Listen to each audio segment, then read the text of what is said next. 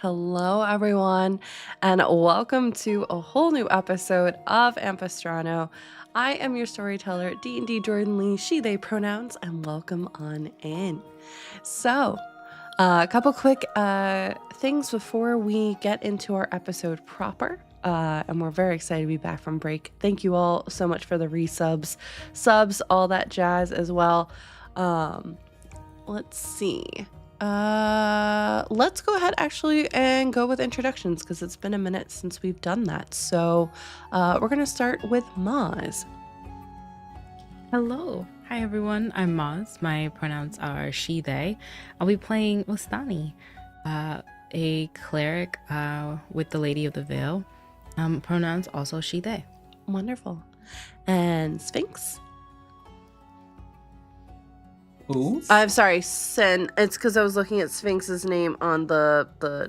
You know something? Honestly, I'm honored, but I don't have anywhere near that awesome an afro.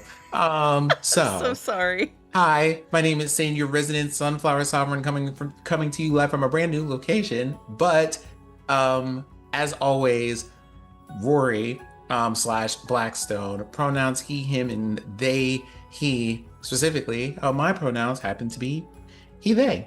Wonderful. Thank you, Sid. And last but not least, Fair. You sure that's who I am? Just kidding. Stop. Hi, I'm Farron. I'll be playing Deodora Shadesun, Battlemaster Fighter. Our pronouns are she, her. Wonderful. Thank you all so much. Clearly I need more coffee. Before we dive into today's episode, just as a heads up, we do have some content warnings for today. Ampistrano may contain intense themes and descriptions, including but not limited to death, darkness, heightened levels of stress, descriptions of injured and slain individuals, ghosts, spirits, monstrous creatures, hallucinations, visions, possession, existential crises, complex and complicated relationships, missing and kidnapped people, grief, regret, and romance. Please stay safe as you travel beyond the veil and prioritize your well-being. And finally, we have our recap for today. Let me pop that into chat. Last time, Deodora found herself face to face with several of the Shiftweave tribe, dead, puppeted, corrupt. It is through this Shiftweave that Deodora pieced together the last few moments of their lives. Astani attempted to perform passage, the final rites ritual of the soul, where souls eventually cross over from our world to the Veil. Being met with a void, these souls have been absconded elsewhere. Asking for a sign, Astani received a warning from the Lady of the Veil before the group left the crypt to head elsewhere. And that is where we will pick up for today. So, cast, y'all ready to get into this? Cool. Well, much like I suppose. I mean, much you like many murdered my things in the friend. world, much like things in the real world, ready or not, we're gonna have to do it. I mean, Yeah. no, but I'm here, so like, you know. But do we have to? No. And with that, let us journey beyond the veil of Ampistrano.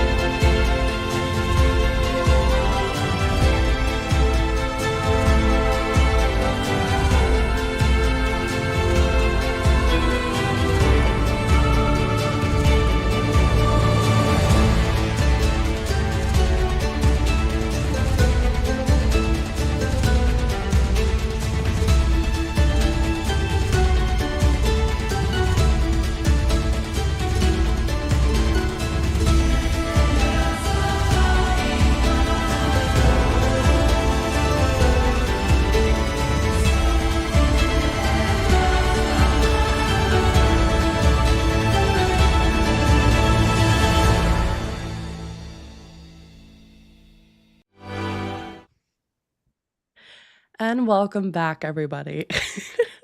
So, give me one moment.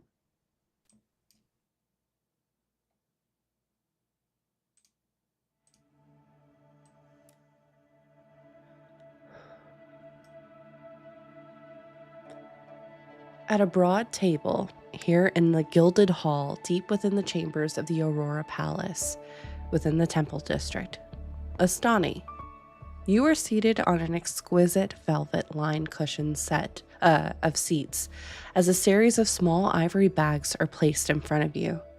The chinking of coin echoing through the large chamber as several masked figures around you reach forward one by one before gently dragging the bags across the hardwood. The woman speaking to you pauses, her glamoured blue eyes behind a masquerade mask and veil carefully eyeing as each bag makes its way into the hands of the figures surrounding the table. She coughs gently. And of course, we have our monthly donations from the Crown and Country to go towards your temple's needs, carefully divided between the different temples to be used. Her voice pauses, hardening slightly before continuing. As discretionary funding to assist with the care and upkeep of our people, not our buildings or our pockets. Her eyes lingering on several masked individuals further down the table away from you, Astani. After a moment, she continues. Good. Now we have a few matters remaining on the table at present, and we will adjourn, I promise, in time for the Watchers of the Veil to begin their sunrise ceremonies. We are facing a number of problems with the ever-approaching winter. Food shortages, our trading has gone down over the last few weeks and continues to face problems both on land and sea. Several of your temple leaders and I will be meeting with the council to try and persuade them to set aside funds for relief for Jorix. Viscount Quay Dansley has kindly offered his platform and luring abilities to help us in this endeavor, with the knowledge that the Crown will either assist or possibly match the growing donation fund. We haven't disclosed what the amount of this fund is, or that the account even exists, as both Commander Tyneal and Lord Dansley both suggested it may be in our people's best interests to not play all of our cards. Lord Dansley, of course, apologizes for the delay, as the disappearance of his son has, well, put him off course, so to speak. And at this point around the chamber, you can hear there is some light discussion amongst the other masked figures. You yourself are also masked as well, Astani. Can you actually describe what your mask looks like, as it's only your eyes are seen? The rest of you is kind of hidden. I think they have a opalescent and shimmer and like design all throughout of it. So it looks very very much like iridescent, like gemstones, and they a couple of like little areas where there's the in between the gemstone looking facets, there are like bioluminescent like color and beautiful like glowing painting or paintwork.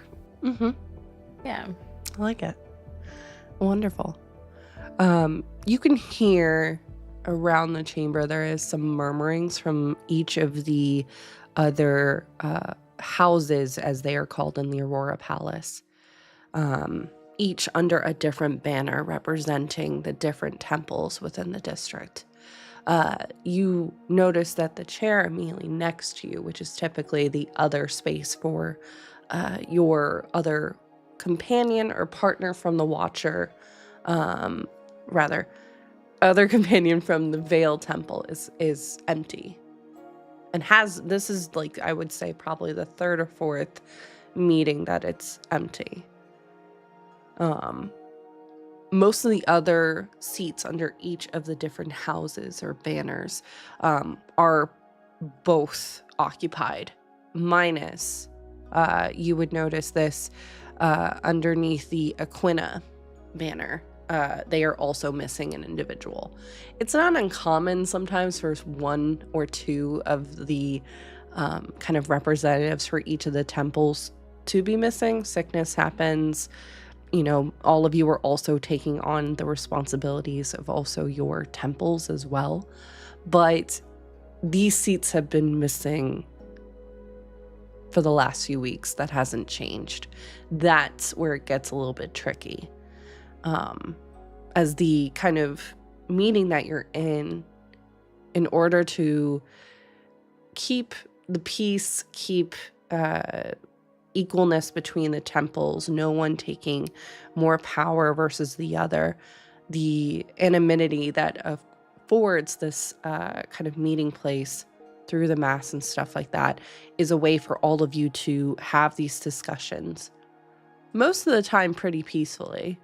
I think the only time it ever gets somewhat heated is just sometimes about how funding can be used, as kind of referenced by the main individual who's been kind of talking in this moment. If you would like to roll a perception check, you're more than welcome to. Me.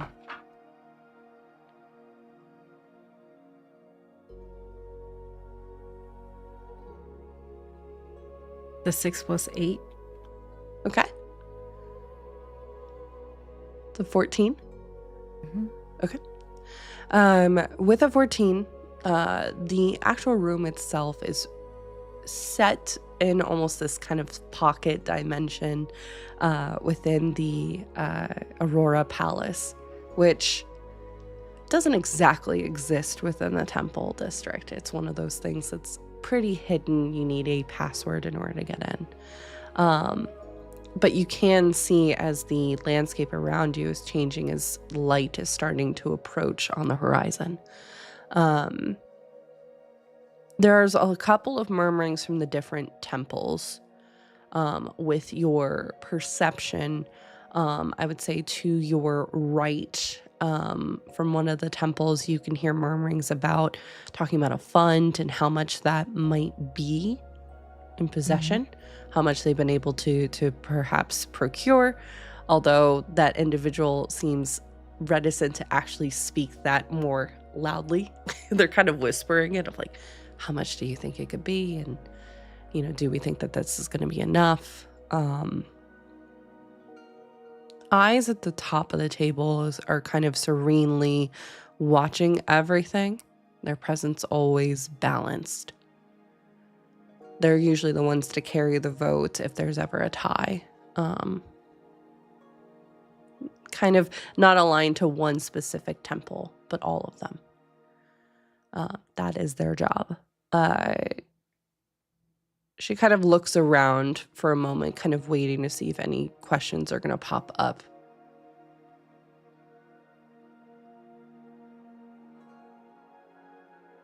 No questions at all? We'll move on otherwise. If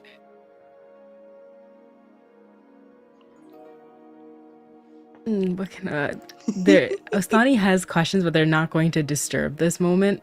So they're just like looking around to see if anybody else is like also at the edge of their seat, kind of. And like if they're close by, nudge them to be like to say something. It's not hard with the perception check you rolled before. Yeah, there's I would say easily an individual about 2 seats down, wearing what appears to be just a cloth kind of mask, very simple, but that kind of goes with their overall clothing. They're from a temple that doesn't believe in really showing off a lot of luxury and living a life of simplicity. You can kind of see they're in contrast, seems that the curiosity is really eating away at them a bit. So how would you, because I think this is interesting, how would you perhaps prop this individual to speak up?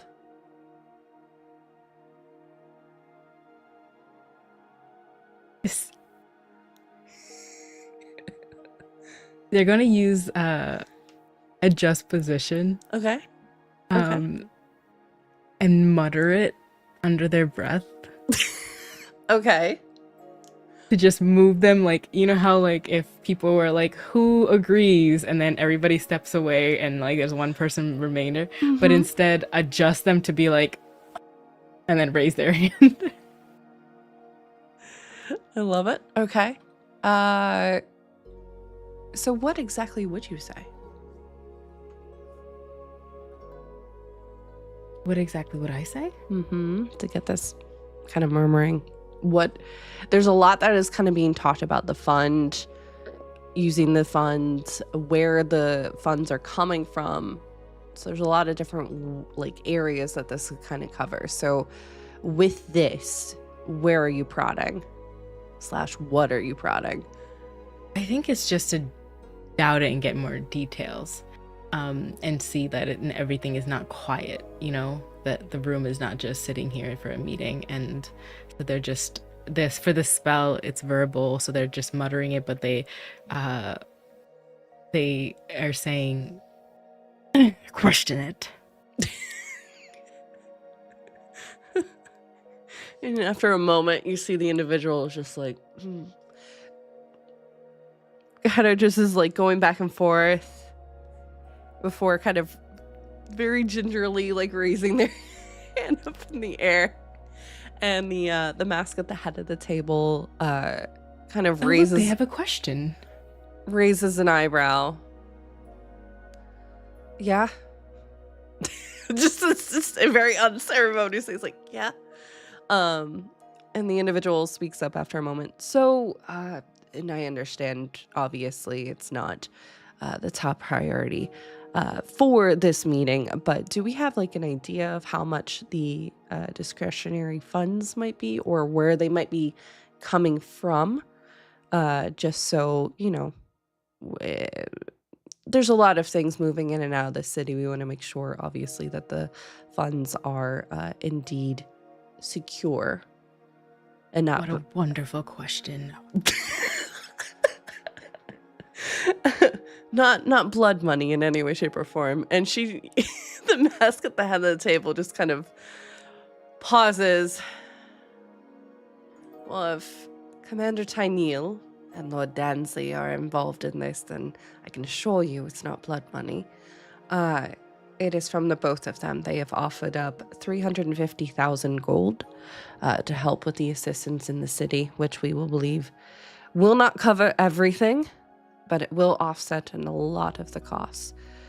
But it's a tricky hand to play. If we let the crown know that that much gold is up in the air, well,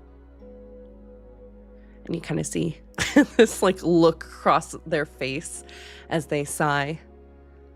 Some might seek to take those funds to perhaps raise taxation upon, those individuals as well, or see fit to take this as a loan for the crown to then divvy up those funds and under a banner of the crown will support everyone.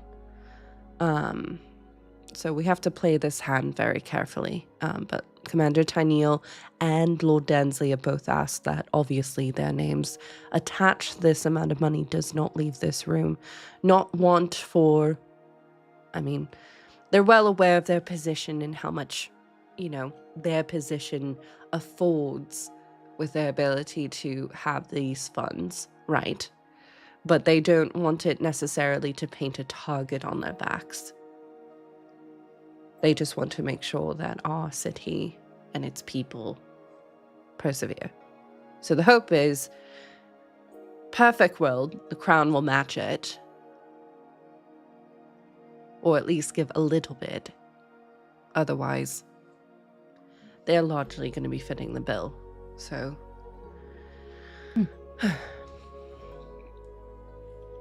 Once we have more information about that, that'll be happening in the next week or two. Once we try and get a meeting with the council, we will see about how those funds are. I know, at least for Tyneal, he is having those moved from Illipin, so it's going to take some time for it to not come all over all at once.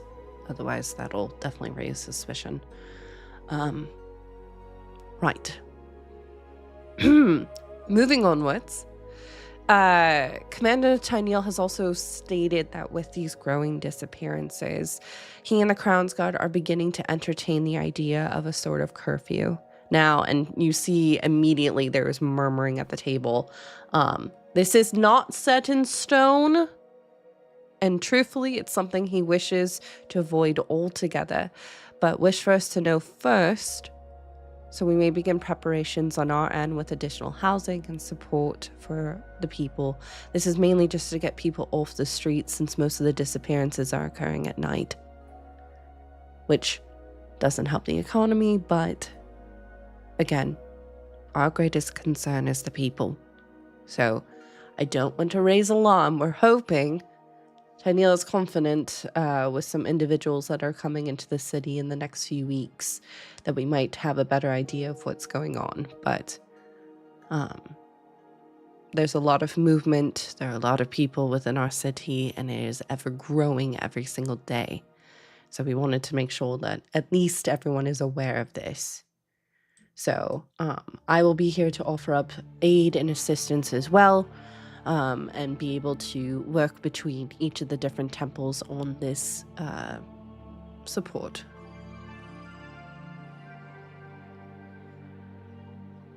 Again, Astani is just another nudge to someone to like perk up, ask questions, but they're kind of leaning forward, just really closely, like, ask about the night. What are they doing exactly? And who is it that is in charge of this? And why? And then just like Why pushing don't you roll people stealth? Yeah, the centaur has really great stealth. Oh, 16 plus 2, 18. Oh, not bad. Yeah. It maybe just looks like you're leaning forward to adjust, as you have been sitting in this meeting now for a few hours. So you're kind of stretching, moving forward, messing with your posture a little bit. And some other individuals have definitely picked up on that as a speaker, the sole speaker from Aquina speaks up at this moment and goes, well, are they stating what they're doing in the evening then?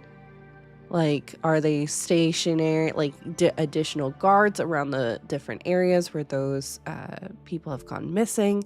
Have any returned? Do we have a protocol in place of, working with individuals that have no place to go, or are steadfast of this is their city, they're going to live how they want to live as they have the right to? Again, the concern of the crown's meddling, even though in this situation, Tyneal is separate from the crown. Just what's going on, kind of thing. And Lemass kind of figure up at the head of the table pauses for a moment. Tyneal is doing everything he can along with the rest of his crown's guard. They've been working tirelessly. But unfortunately, there's just, the city is way too big, and there's not nearly enough Crown's Guard in order to ensure that every individual is safe. So top priority is to make sure Jorix is safe, its people is safe, as well as then obviously the Crown's Guard.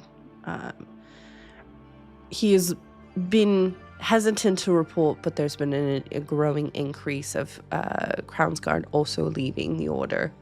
So his resources are being stretched thin, and again, not wanting to get all of the crown and king and his delegations involved, believing that this may be cause for a massive problem again. The crown is aware. Tyneal's not going rogue and acting by himself in this instance, but it's, and you kind of see, like, I would say, based off of your passive perception, Astani, there is definitely a strong pang of like exhaustion that kind of just shows momentarily, which is pretty rare for this individual to kind of show. just the pang of exhaustion, and just when they're saying all of this, the implication of the mental and social Olympics that are kind of having to take place. It's a constant game of cat and mouse, because to offer, especially, you've seen glimpses of it in your passings through, but it is a viper's nest. Mm-hmm. And unfortunately, there's not too many individuals that are like Tyneal or Dansley, who want to just help out of the kindness of their heart and aren't expecting anything in return. Okay. They're a rarity. So you can kind of see she's a little bit of strain, I would say, behind even her glamored mask, bright blue eyes, as she's been, even now, is still constantly trying to think of a solution to make everybody happy, but obviously to also stop the disappearances. Like I said, any information, we'll pass it on, or if you all have ideas as well, we're always happy to take that on. Additionally, as there hasn't been too much news, there hasn't been any news about what has befallen Lord Dansley's son or the others who have gone missing. So he did have, and he apologizes as he feels selfish for asking, but if anyone hears anything, to please pass it along, and to also reassure you of anonymity, as is this counseled room, as again, we all want to make sure that everyone is safe. Speaking of support and also news, and her eyes in this case, almost like an eclipse, turn in your direction, Astani. Watcher, you and your partner were beginning to look into the strangeties that were occurring in the graveyard district. However, before we get into your report proper, where is your partner? This is the 4th meeting that they've missed. I believe you had last mentioned that they had taken ill. Are they still ill? No, they shouldn't be. I believe they will be up and ready as soon as... And they're like glancing to where the seat is empty. Mm-hmm. And just... as soon as they can. And I will make sure of it. I have been debriefing them on our past meetings, and I will continue to do so until they are well fit to take up their post again. We do apologize. It's no worries, and obviously, please do pass along our well wishes. But, and I am not unsympathetic. You kind of see she's kind of scratching at her forehead and just kind of seems to be trying to just alleviate some pressure. It may be time to look into perhaps another water representative from the Vale. No.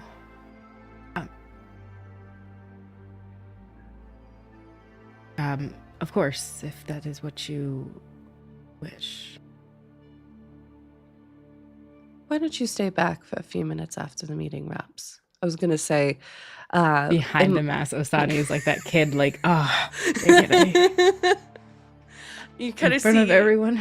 She pauses for a moment and goes, I was going to say it might be time to look for another representative to help support you, for not only for the Vale, but also a beacon representative for the Aquina, as her eyes kind of linger on that individual as well.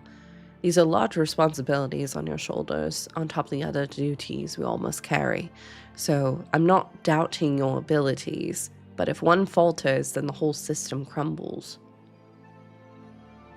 So, and you kind of see she's, I would say based off of your passive perception, she is both trying to keep order, but also is like, there has to be some movement and business going on. Do not take this burden on by yourself. It also makes sure that there is equal representation amongst each of the temples. But right now, if there was to be a vote, right, Aquina and Vale if you were in the minority on voting something, could be seen as unfair because there's only one representative from each of your temples. Of course. They nodded. Just give them a little bit more time. They were one of the ladies' few called to this work. So, just of course, yes. And then just very struggling to Can you roll do as you wish. Can you roll deception? And as you roll deception, can you please describe in the last conversation that you had with this individual what it is that you said that they revealed was a betrayal to them? What it is that I said to my Osani's partner? That they then revealed in that moment that they saw it as a massive betrayal.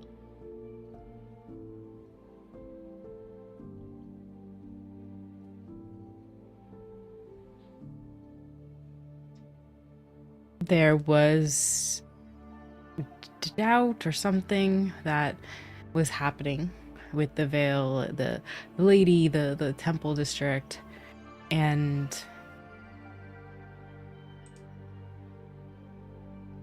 Ostani kind of used their allegiance to the lady as questioning what they were doing. And it was quick, a silence across their face of just oh, you're calling me out in that way. And Ostani was I should not have said it like that. Or I should not have said it at all. I should have minded my words. It's one thing to question and then question someone's place in what they're doing, even if there's doubt. But in this friendship, that's all that Asani was seeing. That they were being betrayed too, because they believed in the lady as much as everyone else did. And this was after a long night in the cemetery district, in the graveyard district more specifically. Heated tempers. There hadn't been any strange things that had really happened, minus the Aurora Borealis had been making its appearance, which this far south at this time of year, bit different, but not unheard of. Sometimes the celestial alignments take place where it would allow for that to happen. But tempers were high. I want to say it was probably your 4th or 5th night on top of also doing your morning sun sign welcomes. So tensions were high. Sleep was starting to lack a little bit when all this was said. And this was also the last time you saw this individual. Ugh. I think their name kind of lingers on your mind of Kara. I'm storming out the door. Freshly just got back before disappearing back out into kind of the morning mist and rain that had slowly been falling on Jorix as a whole. Words said, and they muttered something as they left that I think you didn't quite catch in the moment, and what it could possibly have meant still haunts you.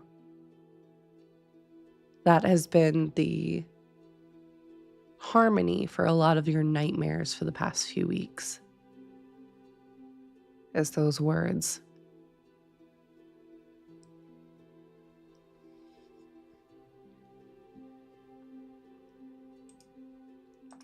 A crack of thunder sounds as now the three of you, Astani, Rory, and Deodora, exit the cemetery walls, Rain continuing to fall, gathering in small ponds connected by rivulets, marking the stone path ahead of you. Your steps echoing across the stone as the three of you head towards... Are you heading towards the Ascidian Gate, where Tyneal is at, or where are you headed? I would say this would be a good time as characters to talk about it. So Sure. Let's do that. Well, I suppose it is upon us to sort out a plan of action of some kind. At some point, it might be best to get to Tyneal as soon as possible, but would you like to see about your friend first? My friend? Indigo. My brother.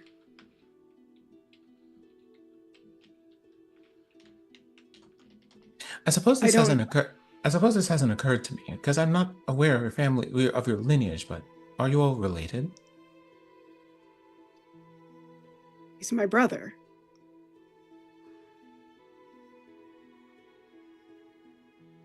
Like, we have the same parents, brother, if that's what you mean. Yes, it is. Well, in that case, I feel like that's probably a very decided thing then. Would you like to go and see about your brother? I don't know where they are. We have to talk to Tyneal first.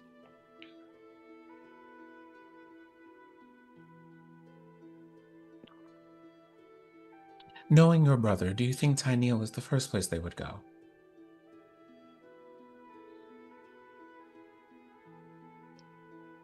I more meant that Tyneal knows where the pack is.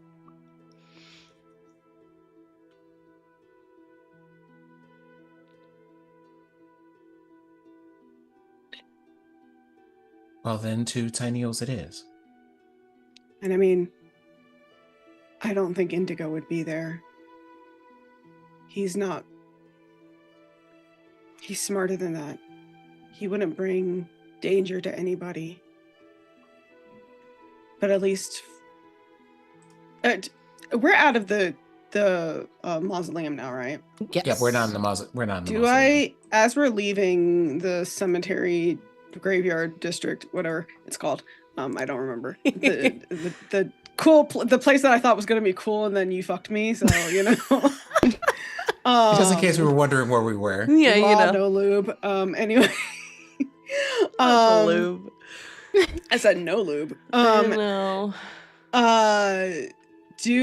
Last time you said that there was like a trail of blood from Indigo leading up and out of the crypt. Do I still see any traces of blood? No, it's largely been washed away from the rain the past couple days.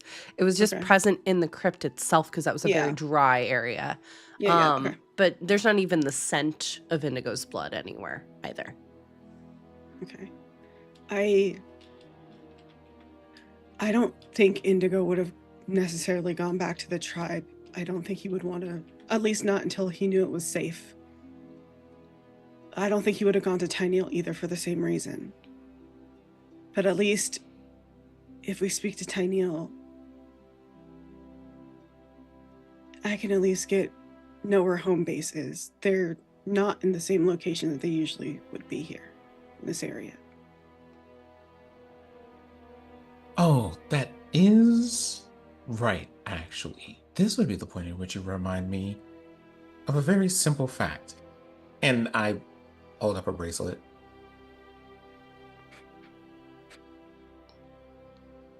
Is that the bracelet Tyneal gave us? The earring. Yeah. Nope. I'm gonna... Oh my god, bro. I'm cracking up at this because I brought this up last time and you are all like, no, we should go to him directly. I know, and this is why in character I'm giving you credit for it. You told us this is how we should communicate about this. I want to put that out there. We give the black fans credit out here. Thank you so much. Everybody else take notes on when giving credit where credit is due, bitches. Okay. And I think let's maybe let us find a safe place to be before we contact him, just in case we're being watched. Well, safe places to be aside. Hold on for a moment. I hold out a hand and I use, because I can use it now, I use Find Familiar to summon Corbin in the shape of a bird. I try to pick a bird that's natural to the area, that has a good sense of vision. Sure. Would you go for a small bird or a big bird, I think is the better question. Like, are you looking for like a hawk, or are you looking like for like a sparrow or a blue jay? I would be looking for something that is adjacent to a hawk because of their eyesight. But Gotcha. very Like a falcon? specifically, Yeah, like a falcon. what we're aiming for is a bird that people wouldn't see and immediately go, "What's that bird doing That's here?" weird. That's weird. That's That's suspicious. That's Yeah, that's Yeah, suspicious. we're not trying to do that, right? We're not trying to do that. So I want you to know that as I'm Sure. like summoning this bird. Okay. Goes, Corbin, if I can ask you a favor, would you mind looking around for us and seeing if there are any people or other suspicious beings in the area? Mhm. I'll pause after a moment. Hang on, I found actually a quick reference guide for you, Sin. I'll pop in the Discord too. I'm leaning towards either one of the kestrels, probably. Would probably work. Oh, kestrels Okay. are nasty too. I love Yeah. them. Then we'll go with the peregrine falcon in that section. I love it. Okay. Love it, love it. So you see kind of It wobbling. looks the most like it's wearing a suit. It does. Yeah. Oh my Kind of God, goes cute. with the penguin aesthetic too that Corbin's been adopting this season. So after a moment, kind of catching himself off guard for a moment, and then noticing these big wings that Corbin is now wearing, kind of stretches them out. And goes, "Sorry, I missed that. What was the question?" Would you mind looking around the area and seeing if there are any dangers about? Sure. Do you have food? For you, always. Okay. And he like, takes flight after a minute. You just see easily circling through, I think through the familiar connection, you hear some mild kind of mutterings of, "Brings me out when it's raining, can't just send me flying on a nice sunny day, but that's okay. We'll talk about this later. my For my God. first flight and everything, it's Oh fine." my God. Oh my God. It's kind of Oh my God. a little bit of a crash out. It's going to take a few minutes for him to kind of do a perimeter check. So what is happening in the meantime? I think I'll send Sparky to do the same on the ground. That way Okay. we kind of have two modes of coverage. I don't have like a familiar connection in the same way that Rory does, but You have the shift weave so, connection. yeah, we could. Yeah, I mean, I was saying, I can't really wizards can see through their familiar's eyes and stuff. And I Sure. don't have that, but we can at least communicate in some way. So I will send Sparky just to just prowl the shadows, I guess. Sure. Both of you can go ahead and roll perception or investigation checks. Yes, with advantage before you ask. And Astani, what are you doing in this moment? Let's see if they can give the they're probably helping Theodora because they're, I think after they were talking about the siblings and working together, they probably didn't return to the tribe, as you said, because it's not safe. But what is safe for your brother? You don't have to have an answer now, but if there is something that you know, maybe that is where they wanted to go to for a bit, for a moment, with someone, a place, a fountain, I don't know, just something that you might know. And with that, they're kind of would like to give a help action if anybody needs it. Sure. Sparky got a 20. I rolling for Sparky or for myself? For Sparky. I mean, you know, it's the same thing either way, so it doesn't even, now that I'm looking at it, it doesn't even matter. It's a dirty 20. Okay. We literally have the same plus to perception. Love it. Okay. And Sin, what did you roll? For 26. 26. Okay. And Astani, you mentioned you wanted to give the help action. Is that you basically, are you like rooting them on? Are you like, what does that look like as you are kind of assisting with this as Corbin is taking off into the air, and then you have Sparky ready to prowl the streets for a couple of minutes? I think with the added training, they're helping with using the tools that that Sakali is now started on. So they're just like kind of like how you have like a well-trained puppy who's like with one who's like, what? Okay, we're actually gonna do it, kind of thing. So they're facilitating that with their perception checks. I love it. It's like good, well-trained dog, and then there's the second child. Yeah. The second child. The second child. I kind of, for a bit of flavor, I think it'd be fun to kind of flavor it if Corbin is soaring through the skies. Then you have Sparky, who's kind of, there are balconies everywhere, kind of just popping up onto a balcony, like real quick, just to blink over there, kind of looking around from a higher vantage point. And then you have just Sakali, just cute, just walking the street. The way you have, my paws are getting muddy. yeah, it's literally, there's mud everywhere, just like as they're walking. But that way, all three kind of levels are being kind of low. So if you would like to roll a perception check with advantage for Sakali, I think that makes the most sense. You gotta get Sakali little booties. I know, little brain. Oh, it's a nat 20. Oh, let's go! Oh, your first With perception, right? Sakali's first run. Yeah. Oh, Do I add anything for Sakali? Their perception. Yeah, their perception. If you have a sheet for them. Yeah. I'll be right back. Let me open my Notion up real quick. I'll be right You back. don't need to update right now, Notion. And then she locks the fuck in. No, I love that. I want to think that Sakali is like, oh, okay, I'm on the stage and Sparky's watching. I have to impress from like the morning. Here we go. It just goes for it. Okay, wonderful. Between the three of you, even with a natural 20, incredible job. You do get a ping, all three of you, that in the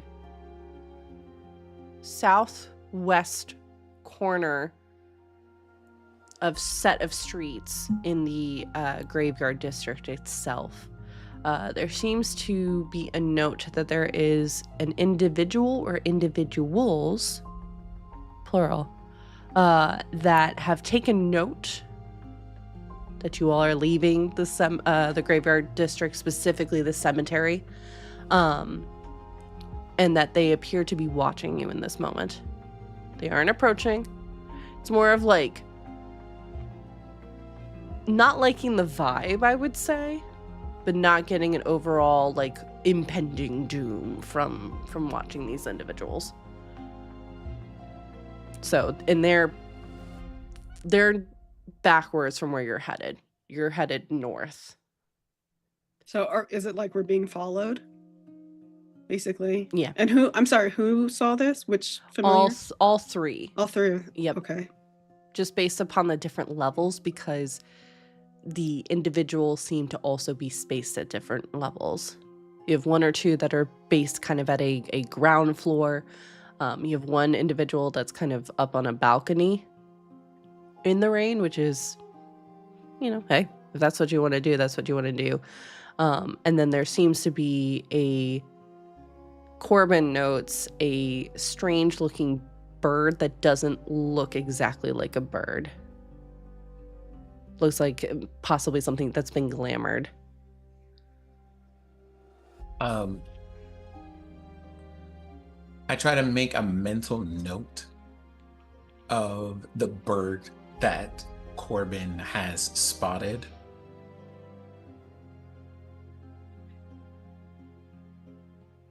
Well, I suppose now is probably not going to be like the best time to have a conversation in the open. It seems like we're being observed. And I will say, too, to note, this, I would say, Astani does bring back that augury vision that you saw as well. Of what you saw of the kind of hands being outstretched over the 3 symbols for the 3 of you. Were those I can't really remember the vision where the hands were like kind of like stretching out, reaching for us like sinisterly. I actually have a picture. I'll pop it in the Discord. Well, I'm off to look at it after the game because I don't have Discord open because it makes my shit lag. Yep, I know. So, I mean, yeah. So was it sinister? Because I can't. Okay, thank you. Yeah. I mean, not that I would know. Like, not that Deodora would know. No. How far back is the person following us right now? The individuals, they're a couple blocks away, but they're within sight. With the cemetery being the main point of the graveyard district, everything is pretty open. So it's kind of like that cemetery is a large square. So they're at the edge of the square. I need like footage, baby girl. I would say probably about like 300 to 400 feet away. Okay. How close is Sparky to them? Sparky in this moment, I would say is probably within 50 feet to get good visuals. Okay. So, Jordan, how Yes. open is the area that we're in? Sparky's calling. Pretty open.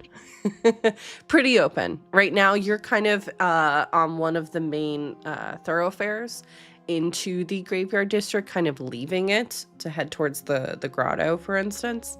So you're on a main blood vessel, but you have a pretty good image because you're at kind of the top of the crest of a hill.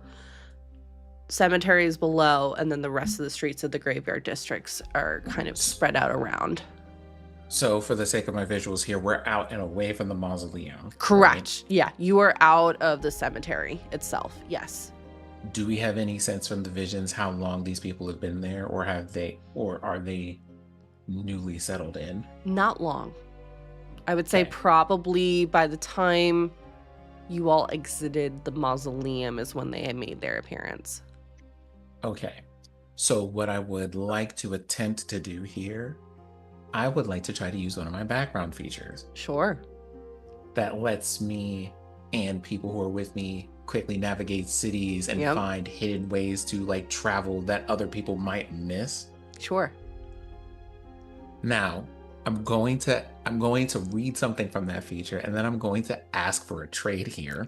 Okay. Okay. Right? So normally this says you can travel through the city twice as fast as your speed would normally take you. Correct. What I would like to ask instead is, can I make a stealth check to allow us to move at normal speed, but stealthily? Okay. I'll allow it. I'll allow it. Okay. Are we like running off? Okay. So, oh wait, hold on. I can do that because I have this button. Give me a second.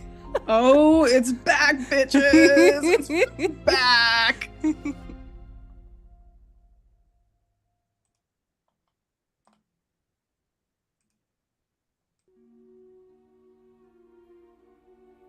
First of all, this is a test. I don't.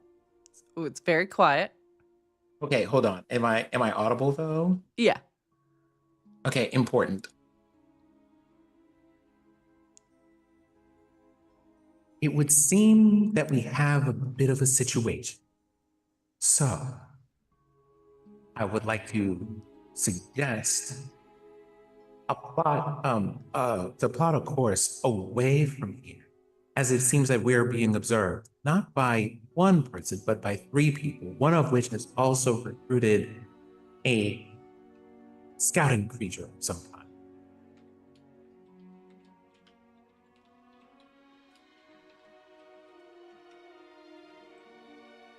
If I could implore you to follow my directions, as odd as they would seem, for just a bit. You think you see like Theodora is feeling a lot of things right now. A large part of that is rage. Not towards y'all, but just the situation. But and that, I'm over it. Just yeah, like I'm over it. Enough of this. Literally, it's like rage and grief and just like fear and just. And it's like there's a feeling that you get off of me that's like I don't know even where to put it because it's so much. And all she wants to do is go attack these people who are watching them. Mm-hmm. I think you do see that all over her face because she doesn't really hide it well. She's much like me. Her face does not have, her face comes with subtitles no matter what she does. And also, I would say that I could also feel like that simmering rage even through the telepathy, because that allows us to exchange like emotional information too.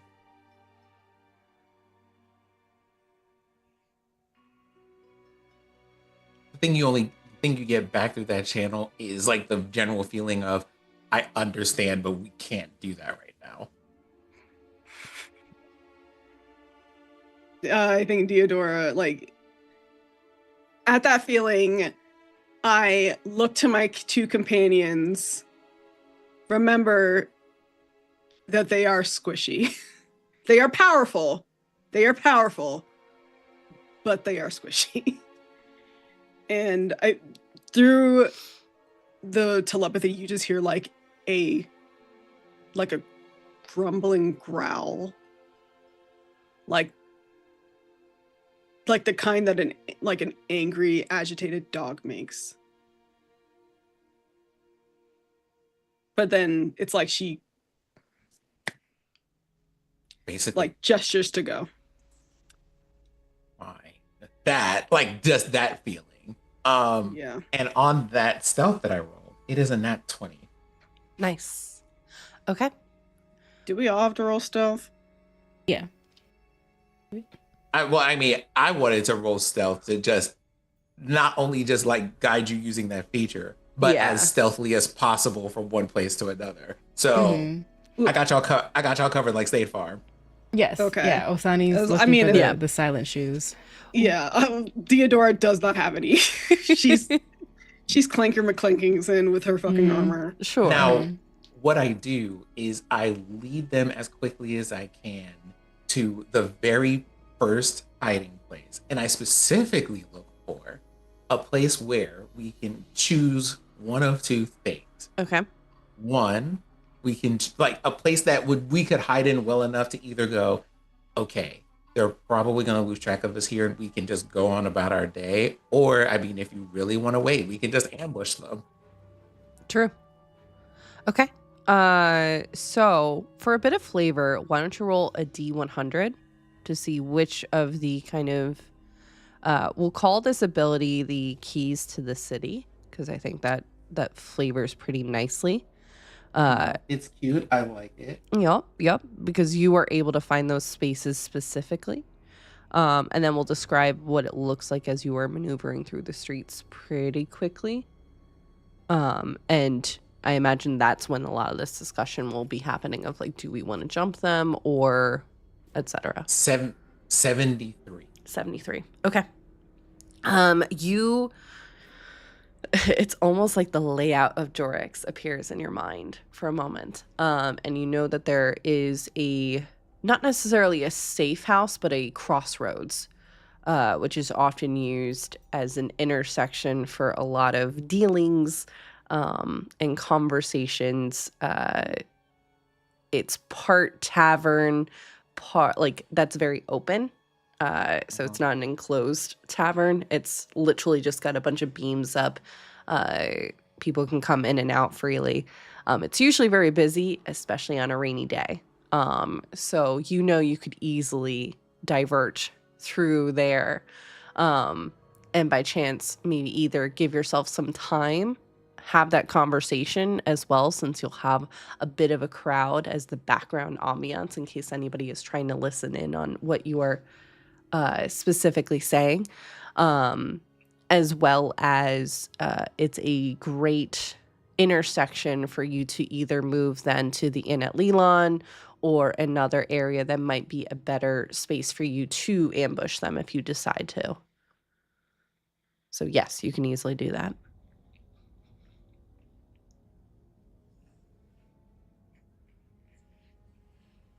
Kind of duck in.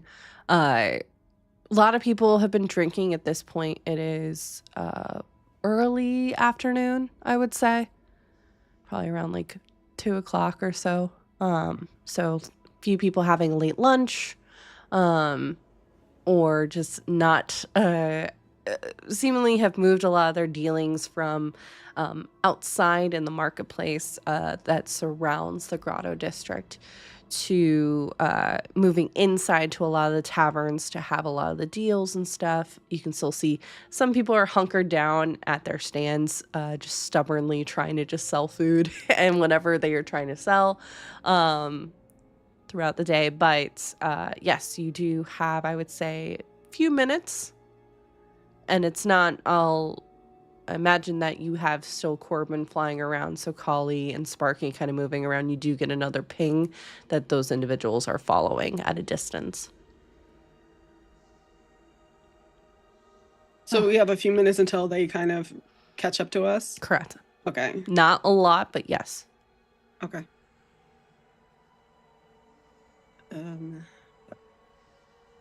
So what do we do? Jordan, does it look like the people who are following us have a particularly strong sense one way or another of where we are? Right now, no. One, because they're on a delay, so it's almost like whatever. If they were watching a feed, they're like at least 2-3 minutes behind. So there is a delay. So, but they are moving with purpose, and they're moving smoothly and quietly through the streets, not noticed. They seem to blend in perfectly, looking like your average citizen moving around Jorix. Okay. The number in total, now that it's kind of moved from the murkiness that is the graveyard district into the grotto, which is a little bit more well lit, you notice that there are 5 individuals following you. Do we have any visuals on what they look like? There is, of course, that strange bird that is still flying up in the sky. That seems to be, I would say Corbin has picked up on easily, seems to be glamored or some kind of illusion. The other individuals that are on the ground are kind of moving from balcony. All seem to be relatively the same height and the same build, but they are completely masked up and kind of wrapped up in the rain, which is not too out of the ordinary considering it's also cold. So a lot of individuals are more bundled up than others.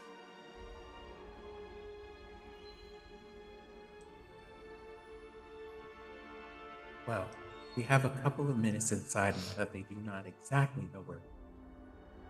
Option 1. We leave, try to make our way to Tiny Hill and get our bearings. Option 2. We have a somewhat aggressive conversation with these people about why exactly it is that they're following us. Are we ready to have that conversation? I think in this moment, I'm speaking out of character. I know that I cannot be objective about this. It's all emotion. and I just want to I just want to kill, and you guys feel that coming off of me. Just like, kill, we're being hunted, let's hunt back, let's fucking get him, like cut him up with the pass, like bottleneck him, like just wants to like shove her sword through everybody's throat right now. At least Osani is, if it's visible here, they're sharing that of the precise moment we do this. We are not at full health. We are very weak. I am here to dole some justice, but I can be support and let you get the revenge you need. But if we are going to do an ambush, should we try to trap them, only to bring them to Tyneel? If we cannot handle it.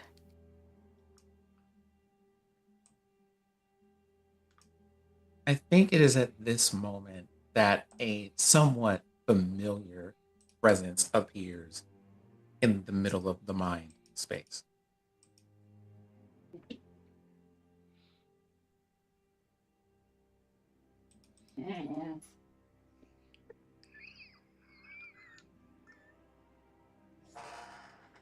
And there it is. That's the presence right there. Love that for us. Oh my god, incredible. We're gonna make that a clip next. We're gonna make that a clip. We have to. Well, it has been some time since the last time I was here to offer an opinion, but well, I think this might be helpful. While it is important to remember always that we are not prey, it may also be important to strategize. And besides, we have so much to talk about when I finally get done at the library. So,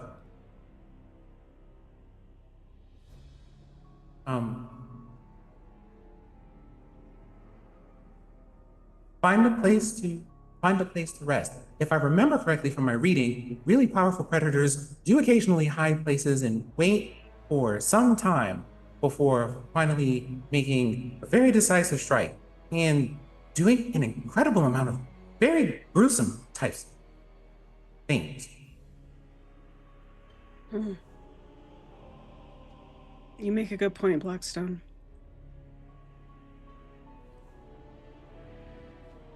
Okay. I wouldn't put anybody in danger anyway. So, and as much as I believe in my capabilities, I can admit that I don't think I would be able to get through that fight without help. So. Well, then, might I suggest a distraction sometime? And I think I might have just the one.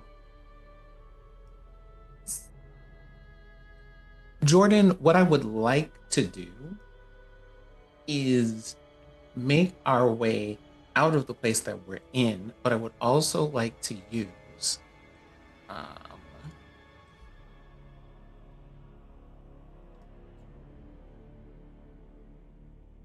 is it? Hold on. Do I have that? I do. Okay. I would like to use minor illusion to create a distraction. Something like suddenly someone sees a rat where they were not expecting to see one, and it startles a bunch of people. Okay.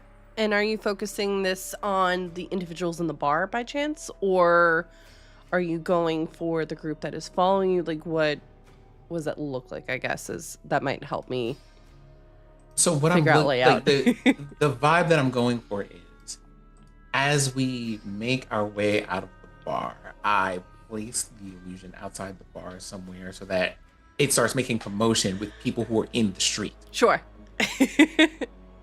What does this rat look like? What does this Sorry, rat? what? What does this rat look like? It's a juicy It looks rat. like a. It's pizza rat. It looks like a rat from. It looks like a rat from a New York subway at 4 a.m. Oh, It's pizza rat. jeez. Yeah, pizza Pizza rat. rat. Then, yeah. Damn. Okay. Long may he reign. And because hold on for a moment, let me look at how much space that thing takes up. Sure. It has to be something that fits into like a 5 by 5 foot cube, so like a small group of like pizza rats. Gotcha. Okay. Oh, cute. Plague still popped into my mind. Okay. By all means. Gotcha. Okay. Love it. And you're doing this as you're about to exit, or you've exited and now the rats are appearing, kind of thing. I'm doing this as I'm about to exit. So the Love idea it. would be I place the illusion outside, I wait for a bit of commotion, and then all of us in the middle of that commotion make our way outside. All right. You make this illusion. And I kind of like tell the part, I kind of like use telepathy to tell the party on my mark. And then I do the thing. Sure. I think as all this is being set up, I am going to use both my second wind and my healing word to just heal up a little bit. Okay. Oh, how's Astani doing? Does Astani need healing? Okay, I will use healing word on Astani. I think Astani took like some big hits last time. Yeah. I'm sure. Okay. So for my second win, that's gonna be 19. And then for Stani, oh, got stuck. It's gonna be 10 little, because it's only a first level. Little healing nuggets. The only magic that I really have. Though Was Theodore Sonny the only and one that took some damage? Because seeing you attempt like to heal, they can help with this as well. Looking around, how hurt is everyone? I'm okay now that I did my second wind, because I was at 70 something and now I'm at 95 out of 122. So I think I'm okay. Noted. No noted, Jordan. I look at Jordan, just say you don't want me in this game anymore. You could just say that. You could just kick me out. there is a nearly dismissive wave of the hand of that question from Rory. Not because they don't need healing, but because it's just like anything is kind of like that's outside of the plan at the moment. Is just like now is not the time for that. Yeah, Rory got that hyper focus going on. Can't think of nothing else. Yep. It's time to lock in. Yep. Okay. All right, then Osani just takes that notes that Rory still does need healing, so they'll have like they're planning to like make sure that everyone is healed the moment something goes wrong, so they have that locked in. Then what do we need? A shroud. What? I deal with the dead, so an ambush means. And at this point, I would say you get another ping that they are, at this point, like, maybe a building or two away. They have not changed their pace. They are Michael Myersing walking. Like, it is just steady, almost robotic in terms of they are not drawing any attention to themselves. They have not, like, started Naruto sprinting. They are just keeping pace, and at this point you would get another ping in this moment, so you only have probably a matter of seconds to do whatever it is that you're about to do. So just as a heads up. Are they moving in like unison? Unison, no? Okay, but they're not in a line and they're not all clumped together. They're kind of more like, I guess I'm asking it because you mentioned their movements being a little bit robotic. So I was just wondering if it's like, are these actually people? Sure. Based off of the perceptions, we'll go with passive perceptions from Sparky, Zucali, and from Corbin. Not like automaton robotic, It could be someone who, or individuals that are, I would say, like for Deodora, have experience in the military, or nobility, have a very set sense of a walk in terms of how they move. But I was more thinking about like those nasty constructs in the Unitel, the way that they moved. too small to be those, but not far off. No, not in terms of size, just in terms of like how they are moving. That's like, what I mean, Is though. it like similar? Okay, yeah. Yeah, they're But just... I'm just saying I wasn't talking about size. Sure. No. Close though, but no. Okay. Good question though. Really, really good question. All right, Rory, we'll move on your mark. So I put the rats outside. Okay.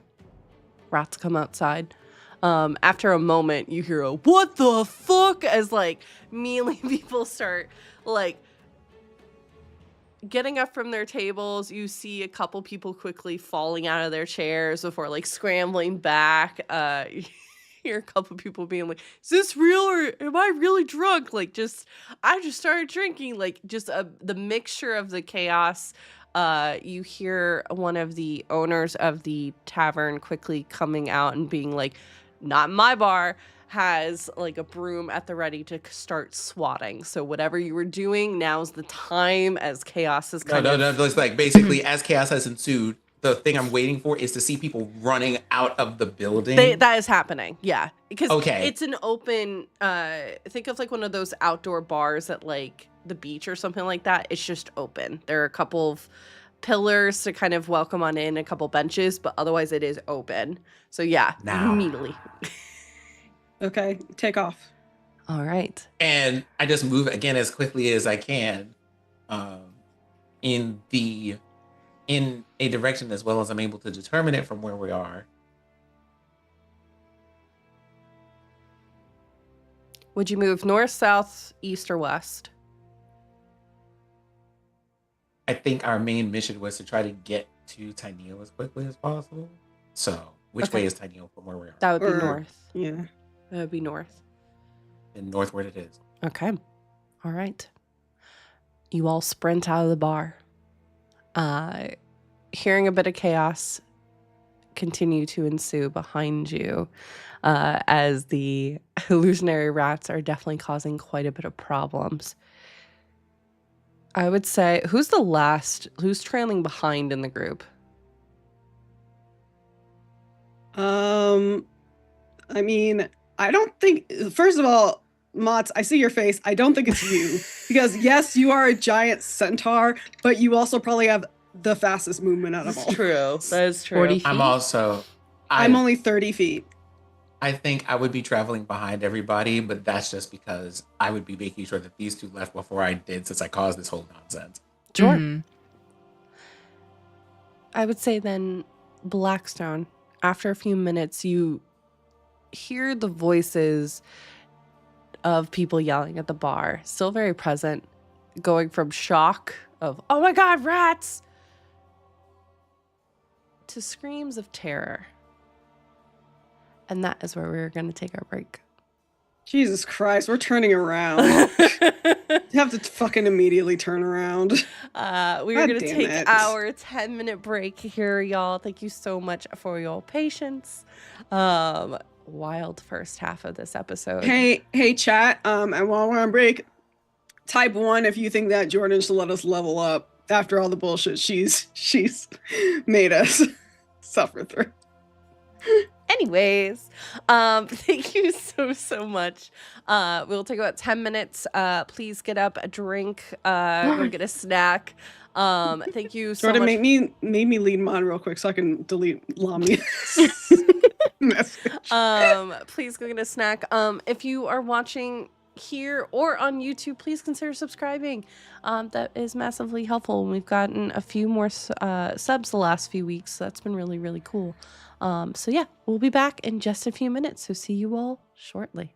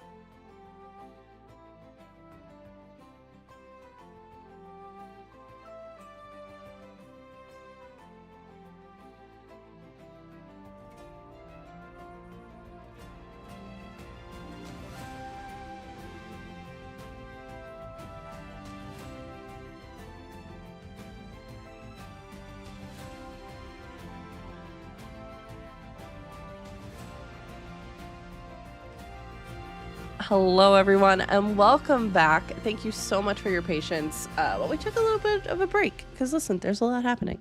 But I appreciate y'all sticking with us. We are going to pick up as our group has, at this moment, created a diversion. They have left the graveyard district, specifically the cemetery, and headed back into more proper Jorix, the grotto more specifically, which is like the marketplace. And with that, the group quickly noticed that they were being followed by a number of individuals that were seemingly intent on figuring out where the three of you were going, as they had been posted up as soon as you all had left the mausoleum. You, thanks to Rory's expertise and their keys to the city, as we are now coining that phrase, I really do like that actually. Rory was able to find a kind of intermediary kind of bar that was relatively open, where they were able to cause some kind of distraction with, as we are calling them, pizza rats, suddenly appearing, causing a bit of chaos, allowing for the group to quickly slip away. But as they did, Rory noticed that the screams from the bar went from, "Oh my God, rats," to something a bit more sinister. And that is where we pick up as we now journey to the whole group. So Rory, you are hearing in this moment as the kind of echoes, every now and then there's the pang of thunder and lightning that kind of sounds as well. And with that as well, you hear several individuals switching from shock and that kind of horror of, "Oh my gosh, let me get away from it," to points of these blood-curdling kind of screams that are starting to echo through the kind of streets that you're in. You would hear them more specifically since you're more attuned, but also because of your connection, you have that illusion up, I would say. So you're kind of almost mentally hearing it through that vibration. And it's at that exact moment as well that your connection to Corbin cuts.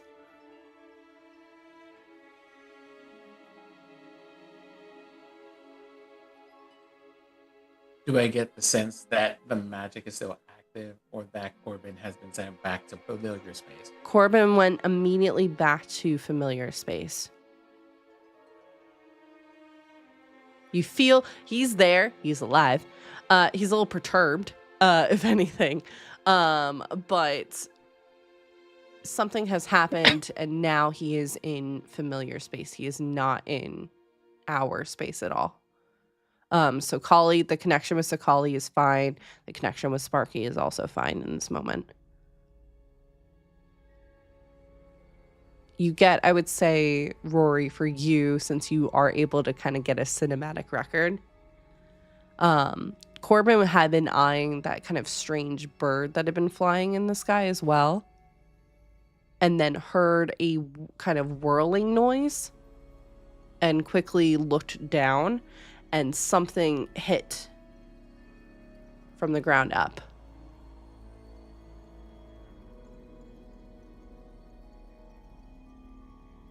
And I continue to utter the party along to Tyneal. Okay. All right. Like, I keep an eye on things, making like notes as I'm going, but not enough to like slow down and be like, let me figure out what this is. We're not doing that. Sure. Okay. Those screams gather distance as you all continue forward. We're not gonna help people?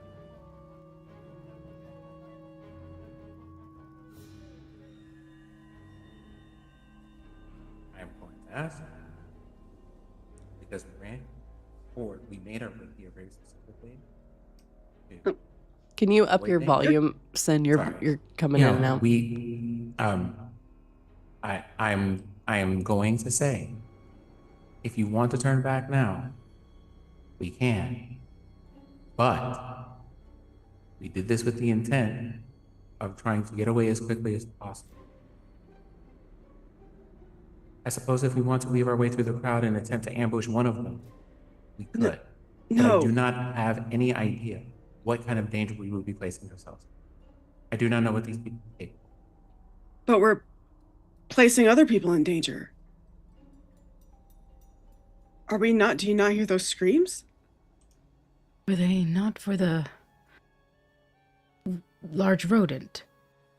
Some of them were for the large rodent. Some of them are for what appears to be a much larger problem. And it's at this moment there is silence.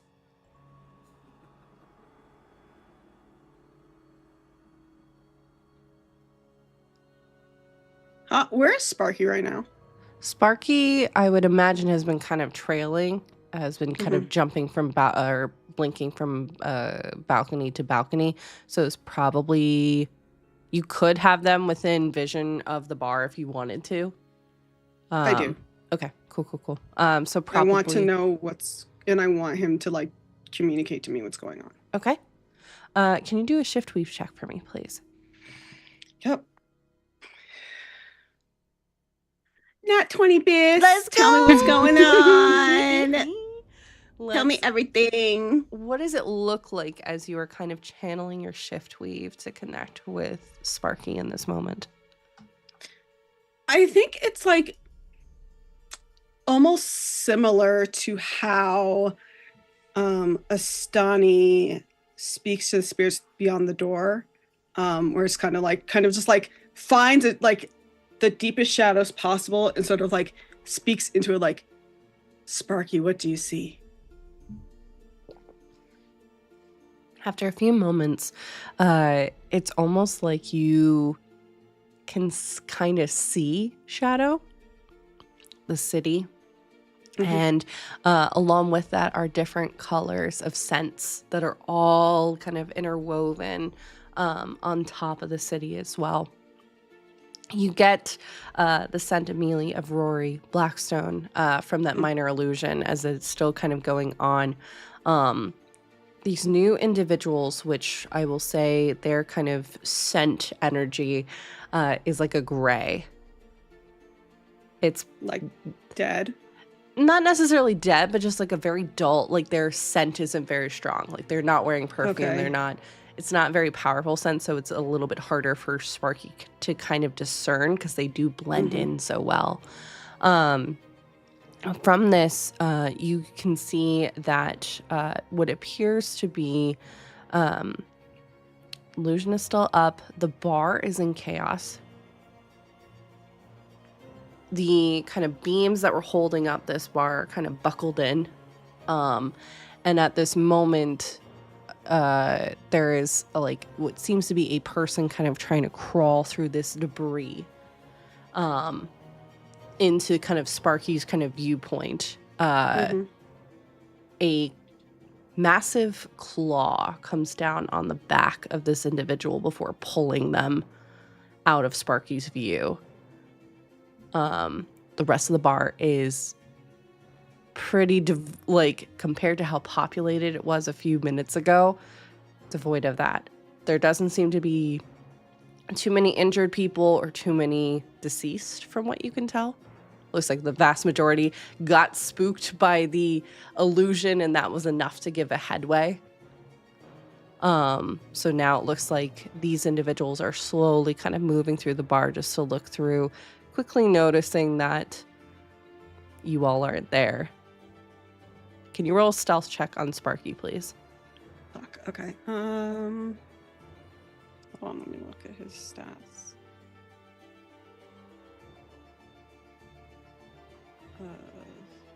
Okay.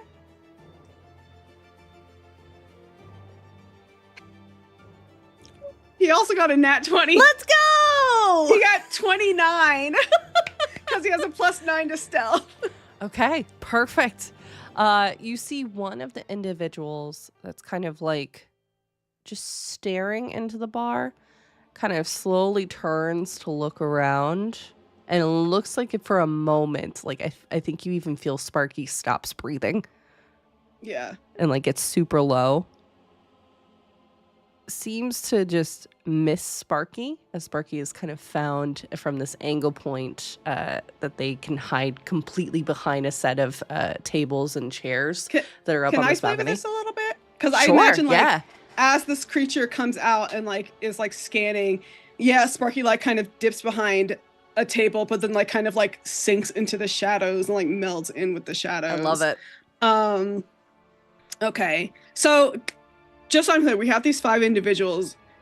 Is the hand? Did the hand come off of one of them, or is it something completely different? So you just can trying to get. No, you're so good. In this moment, you can only see one person out on the street. Right. The others in the bar, you see 2 others. In addition to the group, or it's just 3 of them? 3 of the group. 2 of them are unaccounted for, but also accounted for because of what Sparky has picked up. The claw that grabbed at the individual carried 2 cents.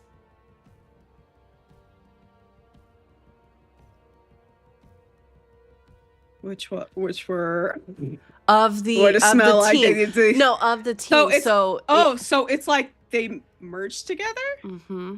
So presumably, because you said their scent was very faint, but as they combined, it got stronger. Is that what you're? Yeah. It's like 2 of them. Yep. So based on this, can we presume like this is all technically like one creature, but they split itself into 5 different? Correct. Okay. Theodore's like, I don't know what the fuck that is. Like in her head, she's like, I don't know what the fuck that is. Where's Sakali? Where would you have Sakali, Astani? I feel like in the perception check that they did, I imagine them kind of like in a triangular position of wherever Corbin and Sparky were. Mm-hmm. So close by, if not in some strategic position or shape. We could say that Sparky's off to the left and maybe Sakali's is off to the right, I would say. Okay. If Sakali is at least within 40 feet of Sparky, Sparky is going to blink over to them, gently grab them in his jaw, just like a mama cat, even though he's a dog. Just gently like grab on him and then like blink and like meld back into the shadows and like move to meet up with us without being, so like he could like freely move within the shift weave. Yeah. And then like come meet up with us with Sakali. Cause and this is like Theodore's telling him to do this because bad shit, I don't know what the fuck this is, and we absolutely cannot fight this thing. Like, I don't know what the fuck this is. And I would like to flavor it a bit more. Sparky's not one to get spooked very easily. Yeah. Sparky has seen some shit. You're picking up, like, it's very quiet, but Sparky is whining every so often. Like, hair is on end. Why don't you, because this is a different check now, can you please roll stealth for Sparky to grab Sakali and get out? Come on, young boy. Okay, not as great. That's us. Oh, it's okay because he got a +9, so 17. Okay. Sparky leans. I will add inspiration if I fucking have to. Why don't you go ahead and add some inspiration? Jesus fucking Christ. Okay. I said 17. Yes, you said 17. 22. Okay. Sparky leans forward to grab Sakali very quietly. And you see the kind of figure looking in that direction, kind of hearing movement. But just before they kind of connect, I imagine that Sparky then disappears into the shadows and is out. Yeah. At that point, your illusion would drop, Rory. Yeah, and I obviously, since we're like constantly, just assume I'm always sharing this kind of shit with the group, because, yeah, so we should run. We should go right now. Immediately, Osani will thank Sparky, grab Sakali, like, and what is it? Kind of like they have like little horns on their head, just like tapping them like when Dora says go, we go, and just puts them into the bag and just So Kali just is like frozen almost like a deer. It's just good. You're getting Sakali it now. Sakali saw some shit and then immediately was grabbed without knowing that they were being grabbed. Just fucking freaked out. Yep. Not fighting at all. It's like, we gotta get some fighting instincts into you, girl. Like, come on. And yeah, like Rory hangs behind again, like waiting for them to go, but seeing that they have recognized the same amount of danger is just like, oh yeah, okay, we're not staying. We should go. It's in this as you are figuring out where you're going to go. I'll flavor this a little bit to also take it back, because I think at this moment, Sparky, now seeing that you're okay completely, Theodora, kind of does drop a small defense, and you start to get memory through that shift weave connection of what they were able to see, which was the individuals, as soon as they could, as soon as the rats appeared, they also appeared as you all were leaving, literally moments apart. The main individual kind of standing on the outside of the bar watching as at that moment the rest of the team kind of went in. There was a series of yells as two of the group that were following you seemed to all of a sudden their robes kind of exploding outwards in just this mass of flesh that began to twist together almost like a worm, growing these massive kind of claws, their jaws kind of melding together into this massive maw of sharpened teeth, looking like a truthfully very large, kind of grotesque, almost like dog, but also wolf of just flesh and teeth and bone. God, it sounds so fucking cool, and I would want like a fucking... It sounds so cool. And it just started attacking the individuals in the bar. Many of them got away. The one that got clawed and then pulled ended up dying. But the interesting thing was, instead of eating this individual, there was a moment where their spirit slowly rose out of the body. And this thing seemed to kind of slowly almost unhinge its jaw before around the spirit, the soul of this person. And kind of turn towards its leader, looking for direction. You get all of that from the connection with Sparky in that moment. And that's when Sparky, you kind of was like, I don't want to deal with that. I don't want to deal with that. Nope. Nah, ain't no fucking way. Nope. Yeah. And obviously, again, sharing all this as it's coming to me. If you share that with me, I share that with the group so that we can do that telepathically while running. Yeah. That's what I mean. I'm doing it telepathically. So it's like we're not. This is not West Wing. We're not walking and talking. We are running and telepathying. Yep. Mm-hmm. All right. Where are you going? Wherever Roy thinks it's safe. I don't know. And we're headed to Tyneal's in the most indirect way possible to hopefully keep that creature from following us. Yeah, I guess we'll take as long of a route as possible just to like maybe shake him. Okay. Why don't you go ahead and roll another stealth check? All of us, or just Rory? Since right? Rory's using the keys to the city ability, the check is going to fall squarely upon Rory with this. Fucking God, because I would have fucked us. That is a stealth roll of 30. God damn. Beautiful. Theodore, we fucking disappear, bitch. Yeah, those silent shoes are silent. Yeah. We blend into the shadows of every alleyway in the city. We are everywhere, nowhere at once. Osani is hiding against the wall, like they're just gone. Yeah, same. I love it. For flavor, why don't you roll a D100, Sin, and we can see where you're at. Also, welcome on in, Raiders. We got a double raid. Thank you so much. Double raid. Thank wow. Sorry, I just started double rainbow. Wow. Double rainbow. Wow, that is a meme I from don't 1,000 know. years ago. Mm-hmm. I don't know how to read this. You know something? What is I think it? It's like 3 zeros that is 100. 3 zeros is 100, yes. Yeah. Okay, so this is a 10. Okay. All right. With a 10, you end up popping up at what appears to be kind of some kind of parcel exchange, almost like the mail service, just outside of the back door of this kind of area, now on the northeast portion of the grotto, still closer to the Ascidian Gate. Honestly, it's within, you can see the large tower in the distance. Few blocks away. You think you'll probably be able to get there in a few minutes if you keep the pace that you're currently doing. At this moment, it doesn't appear like you're being followed. It appears that we're not being followed. I don't think about that very long and just kind of encourage everybody to keep moving without breaking stride until we get to the spot.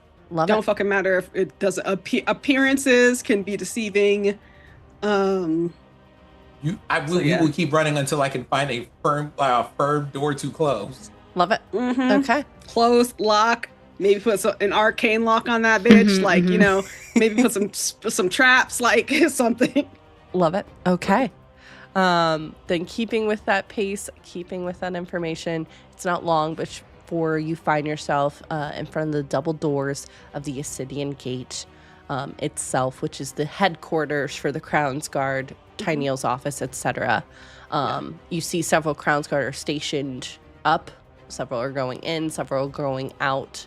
Kind of giving you all looks as you all are like quickly booking it, but not really saying too much else otherwise.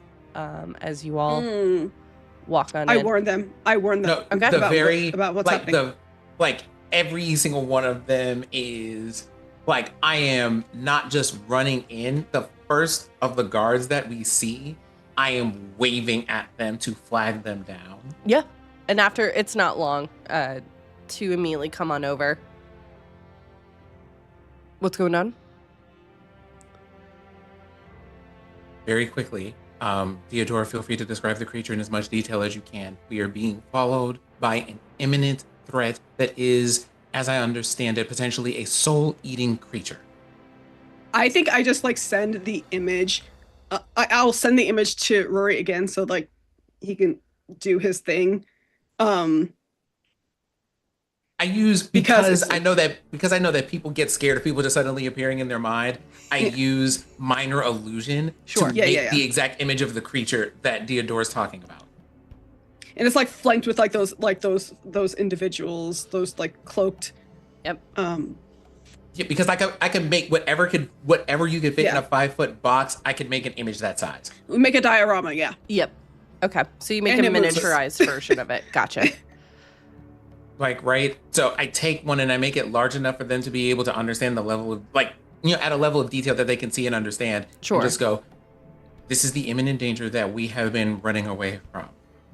It attacked at the grotto. We do not know how far we are from that creature at the moment. It was pursuing us for a time. We feel that we may have lost its trail. Warn your men in case that creature comes this way, that this is the danger that they are in. I think after a moment, you hear, specifically Theodora, the sound of it almost sounds like chimes, and you see up on the kind of upper level where there were kind of these magical feeds kind of showing individual Crown's Guards as they were moving through, kind of like street cameras, just keeping an eye on things and stuff like that. All of that chimes, and you see everyone kind of shift as the projections of what you were showing, Rory, pops up instead. If I notice that, I make it large enough so that the image that I'm showing takes up the entire screen. Yeah. And it's not long before you start hearing a cacophony of noise as everyone is starting to then triangulate. Hey, let's go see if we can check out that bar, if there are any survivors, if we can get any additional information, put the streets on lockdown, like you quickly hear, I would say, Rory, you've heard these kind of drills before that get tested in the city every so often just to make sure that they work, of kind of like a lockdown scenario. Like so literally everybody in the city running around at the moment. Yeah.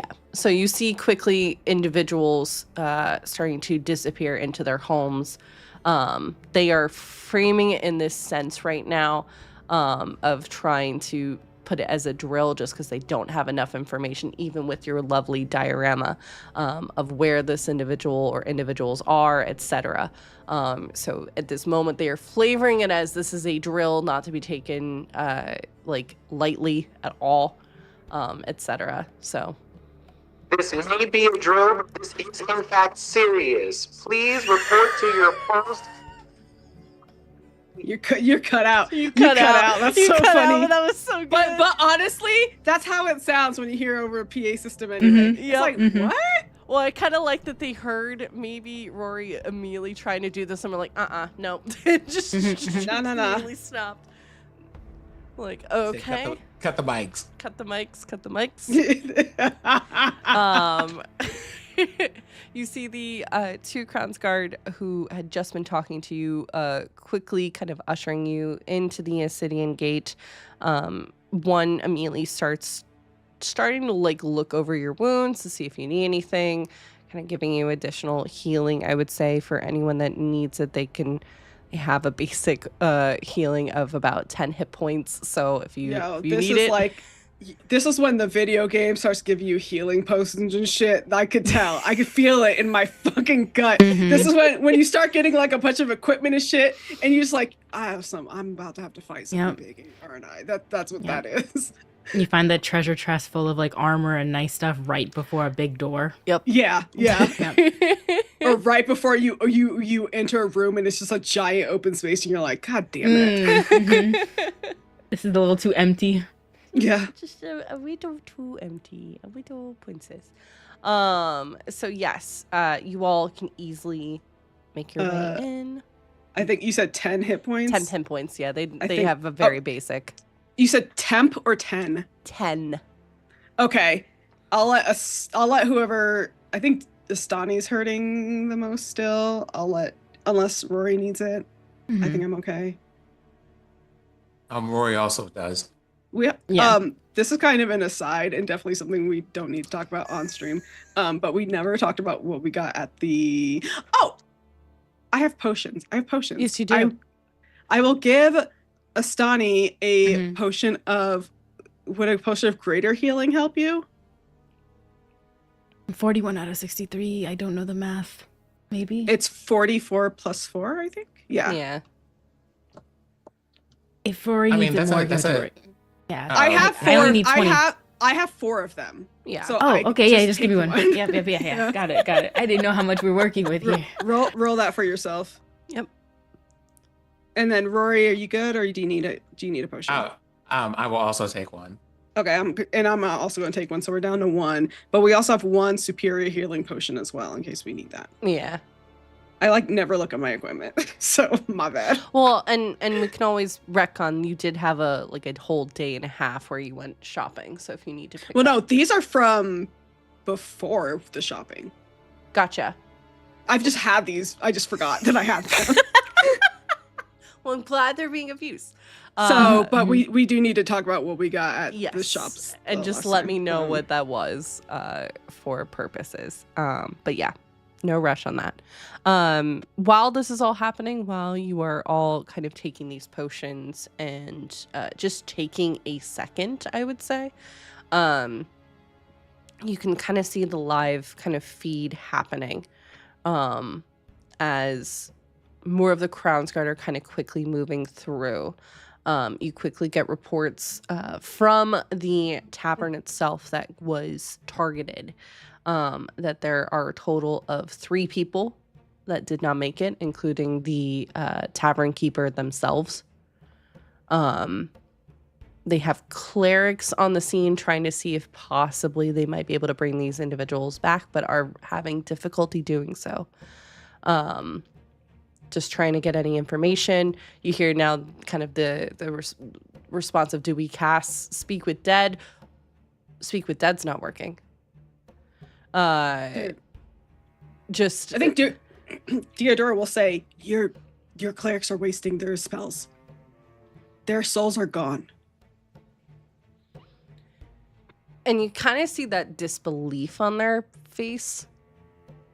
That like, it's not that they don't believe you, it's just a shock that that's even a thing. They're quickly kind of gathering this is above their pay grade kind of thing. When we said a soul-eating monster, we were not being hyperbolic. I think I take that moment in time. Deodora, did you share that exact image of what you saw in Shift Leave? I shared everything with you. Okay, everybody in the area, as we're talking to them, sees, as like Deodora says, when we said a soul-eating creature, we were not being hyperbolic, sees the exact moment that that creature caught that one patron and like actually like watched their soul rise out of their body and then consumed it.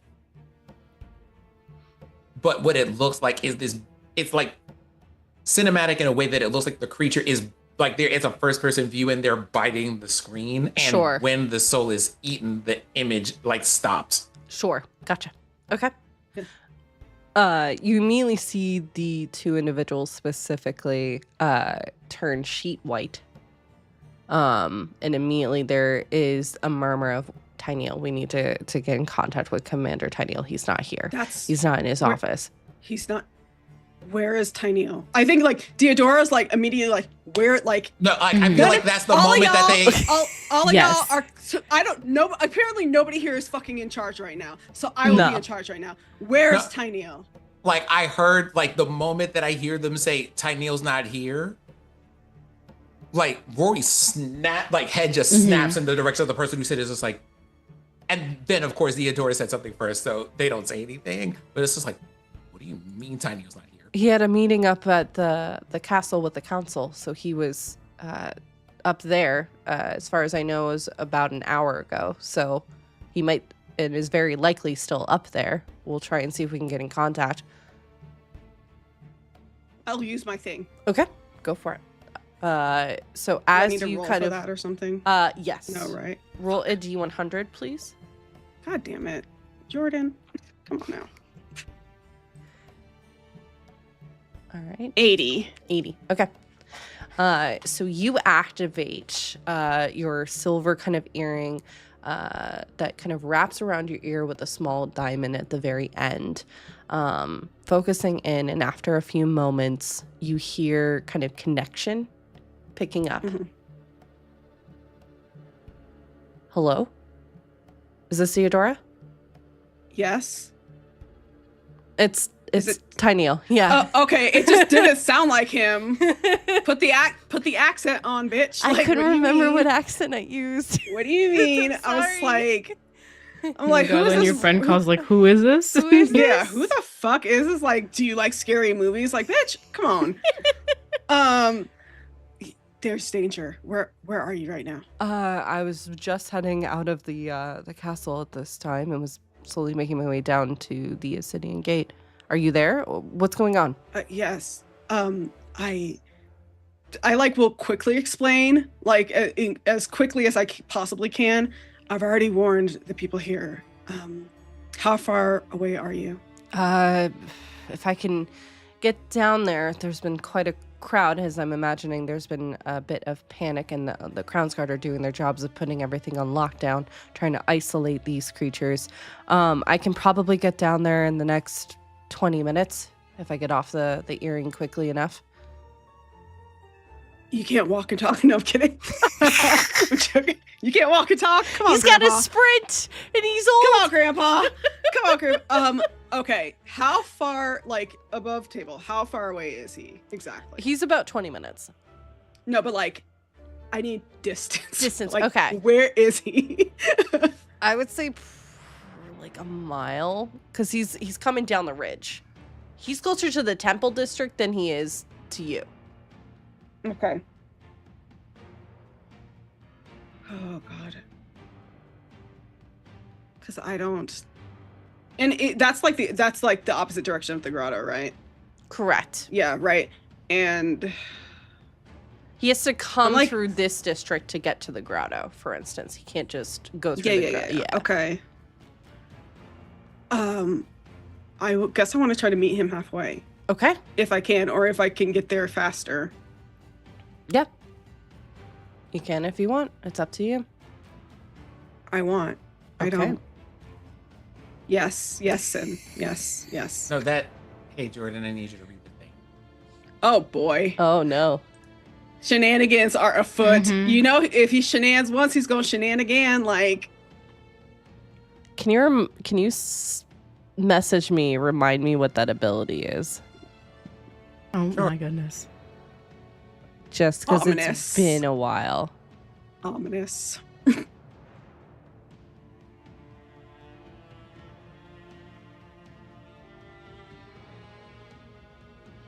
Right. Is there anything else with that? Because I'm going to be honest, I do not remember that ability. It's just because it's been a while since that's been used. So. That Gotcha. Oh no, Maz, your camera. Oh, my camera's fine. I just want to eat. Oh Yeah. Okay. Yeah. I was worried it was your They're camera. no, they're actively turning their. I've noticed they've done it a couple times. Okay. I was like, oh no, not again. I would say the cost still stands the same. Cost is still the same. It just obviously you're choosing something different, but yeah. Cost is still the same.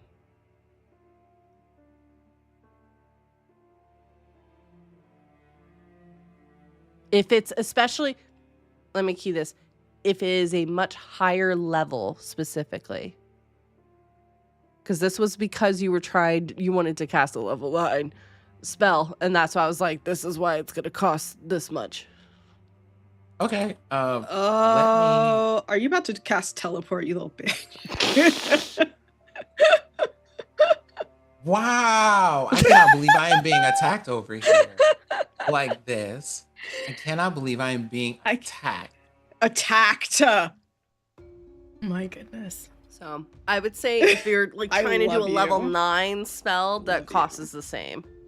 Or Oh, plane like shift. it's Ooh. definitely not that. I'm not Okay, trying to do all that. good. Yeah.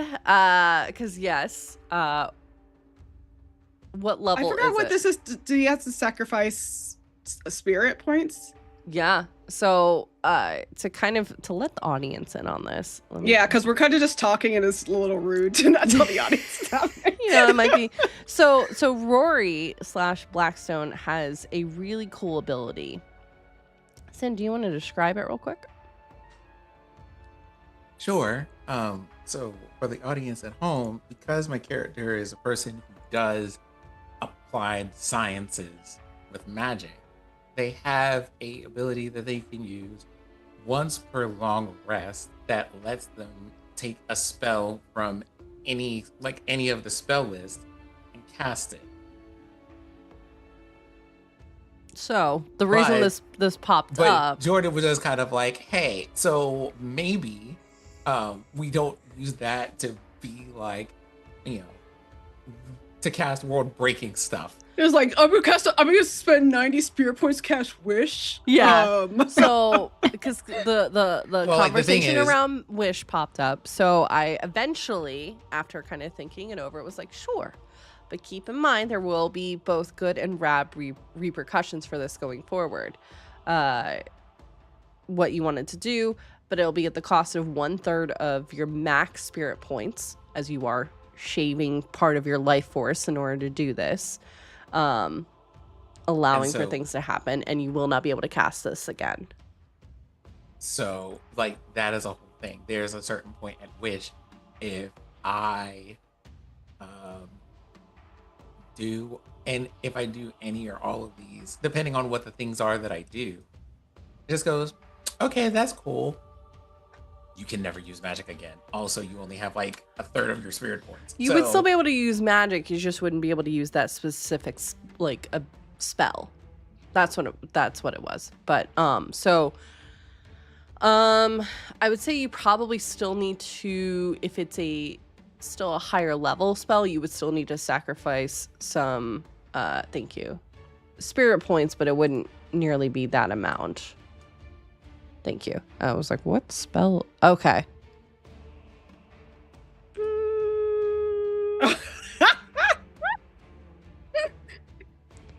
Okay. Jordan trying to keep her face so neutral right now.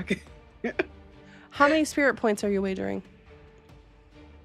Not your maximum, but what is how many are you using up in order to do this? I'll just go ahead and throw like 15 right on in there. Okay. Yeah. You can go ahead and do this then if you would like. Okay. Oh my god. This is so cool. Blackstone is cool. I hear so cool. I hear Diodora like kind of talk about figuring out ways to get to Tiny Oak. If you make it clear that you're like actually about to take off and run, then I'm like climbing onto Sparky because Sparky's big enough for me to ride, right? Yeah, Sparky is like the size of a fucking small huge. horse. Yeah, Sparky and Astani are like the same size. Then what I do is you see like basically what looks at the end of Rory's finger, a set of like ethereal indigo equations. I see scribbles. It's just like you see squiggles. I don't wait. Do you know what numbers look like? I can't read. I don't know if that means you don't know what numbers look like. I can't. It encompasses numbers, so I didn't want to have to do. I didn't want Diodora to have to read or do math. So right. It's the difference between hey, you don't know what these numbers mean. You might not know how this is put together, but you know what the shapes look like. Yeah, I think she knows what the shapes look like, but she's just like, okay. And then you get basically just let this speed your way on the way to Tiny. And that in that equation sinks into what is the name of your displacer puppy? Sparky. Like the name just left my every brain cell I have. Wow, that's anyway. like that happened to me earlier, so I understand. Yeah, no, a little different earlier. Come on now. But nice try. I touched Sparky, and they have just running down their back this like indigo streak of color is glowing on them. I give them haste, so oh bitch. Okay, so now Sparky can run 80 feet per round. Yeah. Plus dash. Yep. So that's 160 160 feet, yeah. Okay. You go flying. Yeah, I'm like, oh god. Like there is like I think just for the sake of animation, it's one of those things where as they're running, you see literal sparks coming off the road, like off the pavement that it's they're like running on. A Scooby-Doo like cloud of smoke in the shape of Sparky and Diodora left behind. I love it. I love it. All right, you take off. Let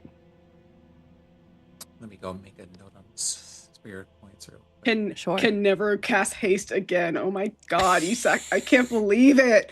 No, you'll still be able to do haste. You'll still be able to do haste. No, that wasn't again. That wasn't at the level I have to sacrifice. Yeah. Stuff, oh, okay, so okay. I was just like, you sacrificed one of the best spells for me.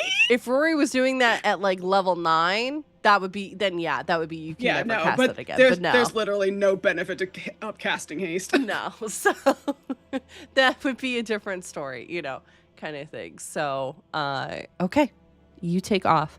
Rory and Astani, we'll stick with you for a minute with the camera. What are the two of you doing as you've just cast Diodora and Sparky taking off like a bullet? What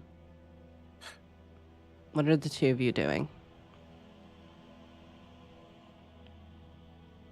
Rory is assessing at this moment. Okay. They're are people giving orders, commands. I'm looking around at the facilities to figure out things like how tall the walls are, how far the gates are away from each other. I am also looking in the area for spellcasters if they have them. They do. There are a number of spellcasters within the Crown's Guard, easily.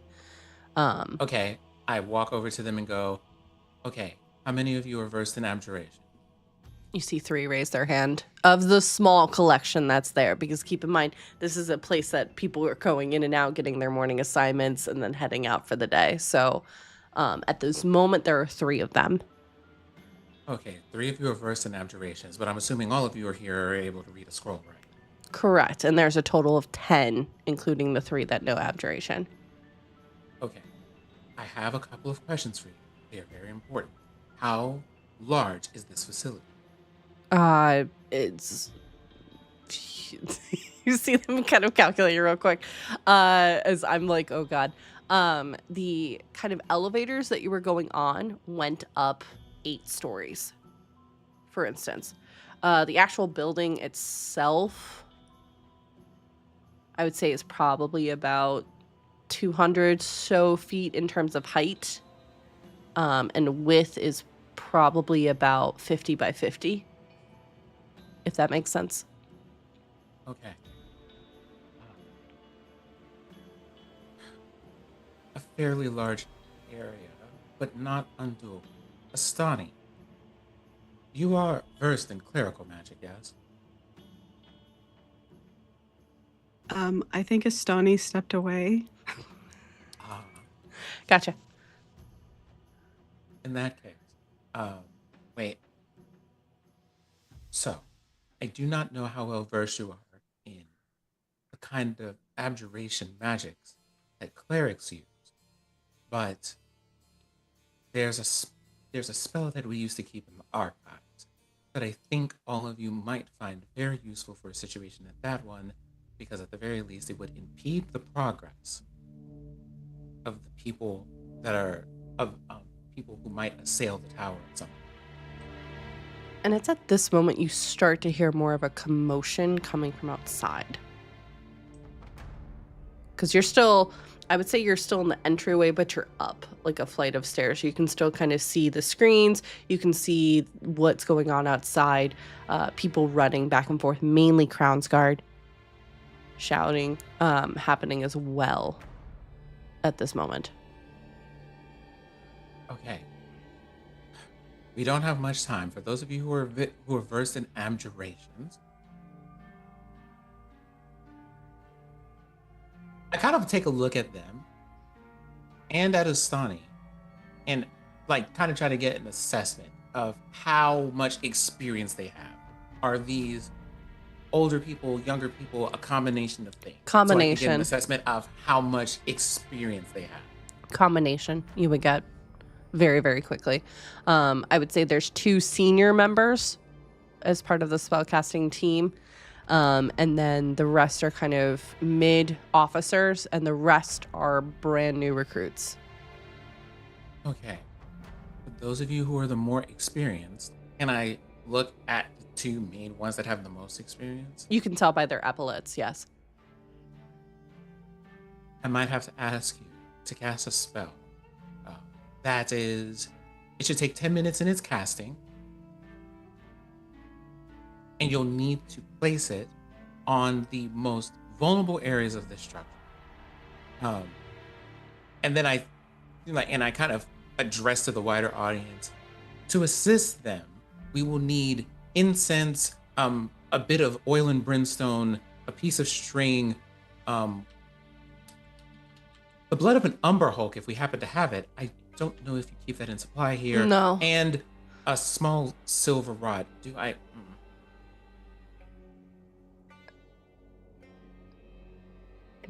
Astani hearing this, and like if someone says no and they immediately answer like, then procure it right now, and everyone just like mobilizing like a couple people together. Sure. And Remember around specifically. just- Remember specifically the blood of an umber hulk. Right. That's the ingredient we don't have. The silver, yes. That's over in the Coliseum district if we do have that. Unfortunately, that is time we do not. I'm like riffling Yeah, through like a satchel. they are This all is moving around as this is happening. Yeah. this is time we do not have. Do I have this in this bag? I'm pretty sure. Well, I don't know. I have like a bit of everything. In this bag. I really need to clean up this bag. If there is Jordan, there's a note for you about what I'm doing. The shenanigans you're doing. Yes, Astani.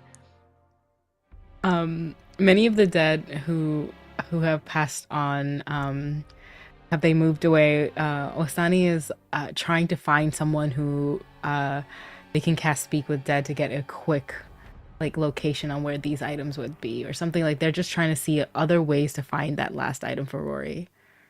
Okay. There's no one dead in the vicinity. Mm-hmm. I'm seeing like spirits.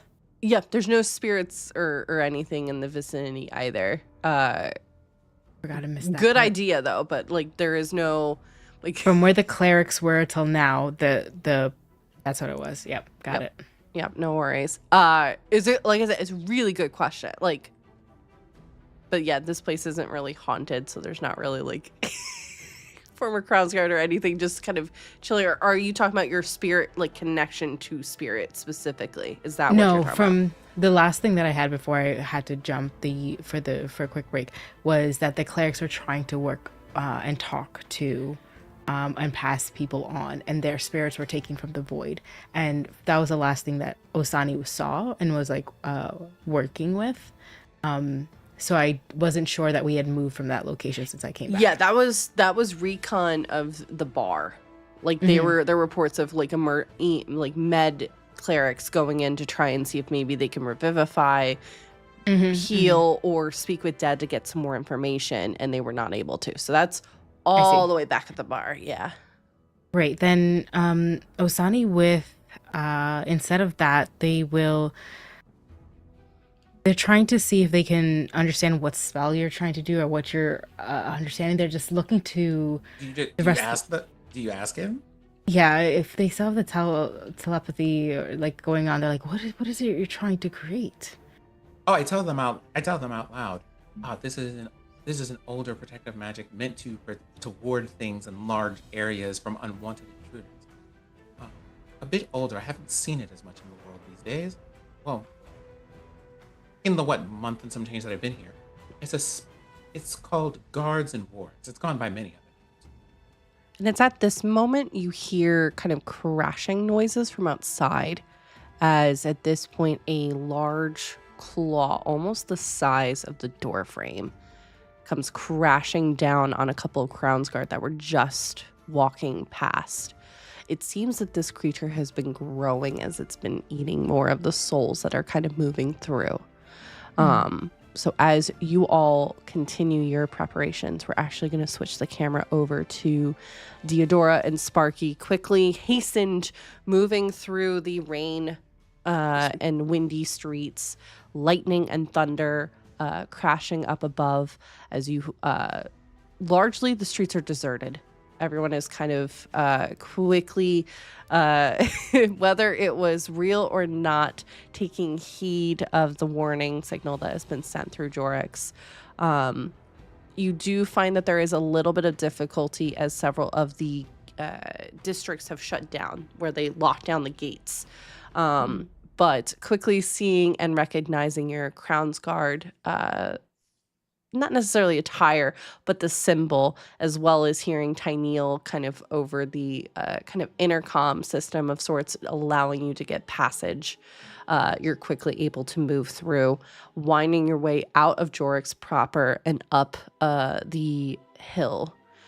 You find that you're at about the Temple District area, that offset, when you do see Tyneal in this moment. Kind of has been running as in full armor, is running as quickly as he can. You note behind him there is an individual that is following. He doesn't have any guards with him? He is by himself, which is not uncommon. He is one of those likes to travel alone unless absolutely necessary. Wasn't anticipating having this happen on his way up to the castle or down from the castle, so he is on his own. Theodore's like, in her head is like, I thought I impressed upon him how dangerous everything is right now. Like, stubborn fool. Yeah, he's old very fool. stubborn. Yep. How far away is the individual following him? I would say about 50 feet. 50 feet behind him or 50 feet from me? Behind him, so probably about 75 since you're closing the distance away from you. And is moving very similarly to what you kind of saw with the other beings that were further in the city. It's just this lone person? Just this lone person. Okay. I'm gonna have Sparky, as we're like running towards Tyneal, since Sparky caught the scent of them earlier, even though it was faint, he still picks something up. Yep. I want him to do like a perception check just in case this person is not by themselves, because we know that they can like splinter off. They're a little sneaky. Yeah. Sure. So go ahead and roll, yeah. I think that's a perception, right? Yep. So I got a 17. Okay. This is that individual. This is not a copy. This is not a splinter off. There's only one person in the vicinity as well. The rest of the scent all carry behind you back towards the other districts. The courtyard. Yeah. Yes. Okay. So I think what I want to do then is we're dashing. We're at like doing 160 feet. Yeah. But at the end of our 160 feet, in order to like get even closer, Sparky's gonna blink over to where Tyneal is. Okay. So it's like we like kind of blip in out of existence and blink in existence, like right, like kind of not in front of him, but like, cause I don't want to like make him stumble or anything, but like behind him. Sure. To like block him, cause Sparky's fucking huge. Yeah. Probably taking up this whole goddamn street right now. Pretty much. So kind of just like, kind of like blocking this thing's path. Mm-hmm. Can easily do that. Yeah. Get on right now. Can Sparky carry both of us? Yeah. Okay.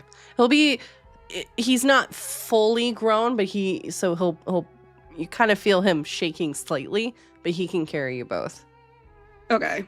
He's still got a little bit more growing to do. Yeah, which is wild fucking Clifford over here. Pretty much. Clifford the big blink dog. Yep. He does quickly clamber up, and you just feel this death stare on you the entire time, Theodora. I stare back. I don't give a shit. What are you talking about?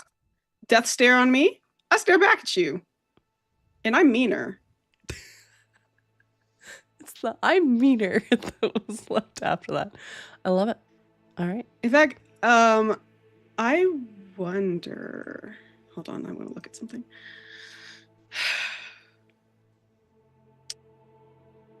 I'm gonna have Tyneal sit in front of me. Okay. As we're running away, I want to turn back and I want to try to observe this creature for like a minute. I have an ability. I've literally had this ability since 7th level that I've never had a chance to use because we're always immediately in fucking combat. Yeah. But since we're not in combat right now, I want to use Know Your Enemy. If you spend at least 1 minute observing or interacting with another creature outside combat, you can learn information about its capabilities compared to your own strength score, dex score, constitution, armor class, things like that. Okay. Armor class, current HP, total class levels, if any, fighter class levels, if any. Okay. All right. Level 15. Okay. Hit points 200. Okay. AC 23. Okay.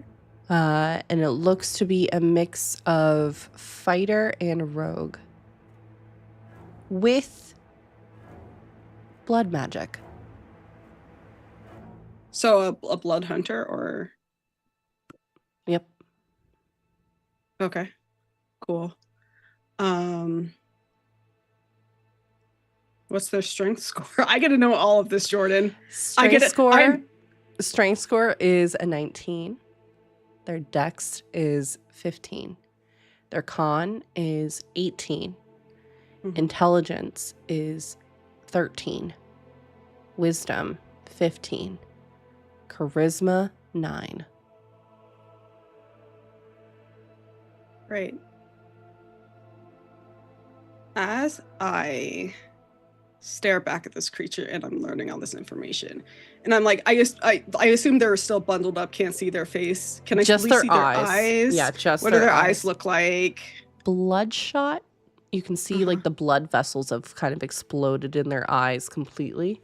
And not teal, just normal brown eyes. Normal brown eyes. Is there any sort of expression in them? No. Just again that kind of death stare of just hyper focus, someone on the hunt. Yeah. Okay. I want to use commanding presence and make an intimidation check against them. Go for it. And I'm going to use my giant ass blink dog to give me advantage because who the fuck wants to be toe to toe against this big motherfucker? Go for it. Also, oh my God, I got a nat 20. Hold on. I'm gonna roll my superiority die because that's what I'm using because I want to go all out on this bitch. Sure. Like I want him to be scared of me or them to be scared of me. Sure. So nat 20 plus 6. This is my intimidation score 26 plus a 9 on my superiority. Did I roll the right superiority die? I don't think I did. This is a D8 now. Okay, 28. Okay. What does it look like as you are using this ability? Since this is, what do you want it to look like, feel like, etc.? I want, you know how like when you get so angry that you start feeling calm? Yes. And it's that very scary, like calm before the storm. It's like that rolling off of me in waves towards this person because I don't know who you are. I don't know like what your deal is, but I know that you are involved in some way in the deaths of my friends. And you tried to kill another one of my friends just now. And I can't come for you right now, but I will be coming for you. And it's just like that, like just a death, like that, the stare of like a predator that's caught prey in its sight. And you see its steps falter for a second. Head kind of cocks to the side curiously. I cock my. I do the same thing. Literally, just I do the same. It's kind of just calculating for a minute. You know, very. Yeah. Bitch. What, bitch? Just kidding. At me. Kind of just taking you in for a moment, just watching. Before you see their eyes drift from you, almost. Again, hasn't stepped forward since you did that, right? Mm-hmm. But their eyes immediately shift to Tinyl with this hunger kind of flaring up, like someone who is starving and they are now looking at an oasis in a desert. Yeah, well, it's just a mirage, bitch, because you're not getting here. Can you make a dexterity saving throw for Sparky, please? Come on, Jordan. Let me have a cool moment. Yeah, that was a cool moment. Okay. Yeah, but then you're ruining it with a fucking dexterity saving throw. I'm God sorry. damn it. Hold on. I gotta fill up his stats again. You're I good. really need to put it on my little thing, but I just haven't had the chance to. Dex saving throw. Okay. His dex is okay. That's gonna be 22. Okay. You see, as this exchange kind of been happening, Sparky kind of jumps up in the air with the both of you. To now land on, and it buckles immediately, but lands on a cart to get off the ground as you can see from where Sparky had just been standing, these tendrils of blood, almost like thickened thorn and vine, all seem to kind of coalesce almost into this small miniature cyclone, almost to wrap around where you all had just been before kind of slowly dropping back down. And you realize that it is following the inlays of the stones completely. markings. So it almost looks like the grooves. Yeah, I know what you mean. As eyes just, again, never leave you or Tyneal. And that is where we're going to end for today's session. The party is split. We have Astani and Rory are going to be dealing with some stuff over at the Ascidian Gate. And we have Deodora and Tyneal dealing with this individual over near the Temple District. I'm gonna come up with some shenanigans before next time. Don't worry, guys. I have no doubt you will. That's the thing. So thank you all so much for today. I had a blast. I hope you all did too. Sid, I'm sorry. But we are gonna head out of here. I love you. I love you. Love you all so much. Y'all go back through the past like 2-3 episodes and y'all tell us if you think Jordan loves us. Just saying. I do. I'm just saying. I'm just saying. I do. Thank you, Sleazy. Let's go. Somewhere around. Mari Povich is having a field day and being like, well, the test determined that was a lie. Yeah. Jenny Jones is about to come out of retirement, bitch, because this is some drama, okay? Ricky Lake, where you at, girl? Really? For real, though. For real. Let's go around. Oh, Maz, you're muted, love. No, I agree. You succeed. How about a deck save from Sleazy? Correct. Correct. How? Yeah. These things are wild, is all I'm gonna say. Absolutely wild. Let's start with you, Maz. If you would like to say who you are, where we can find and support all the wonderful things that you are doing. Hello. Hi, I'm Maz. I am a streamer, so you can find me on my stream. And over on a couple of other channels on Tuesdays. Well, not this upcoming Tuesday, but I'll be back for Campaign 2 with Catchy Cantrips and Forgotten Adventures on Sundays at 11 a.m. Playing my Paladin, so that'll be tomorrow. But yeah, I'm so happy to play Ostani here because every single time for like the last couple episodes, I feel like you could just do a compilation of any time Jordan says, and that's where it'll end for today, and my face is just like that. There's no way. I'm sorry. I'm sorry. Oh my goodness. Believe me, I could go for another hour, but I'm also just like, I know people have things to do, so I'm trying to be mindful of time, y'all. Trying to end us on time versus late, so, thank you so much, Maz. Let's jump over to Sin. Hi, so my name is Sphinx.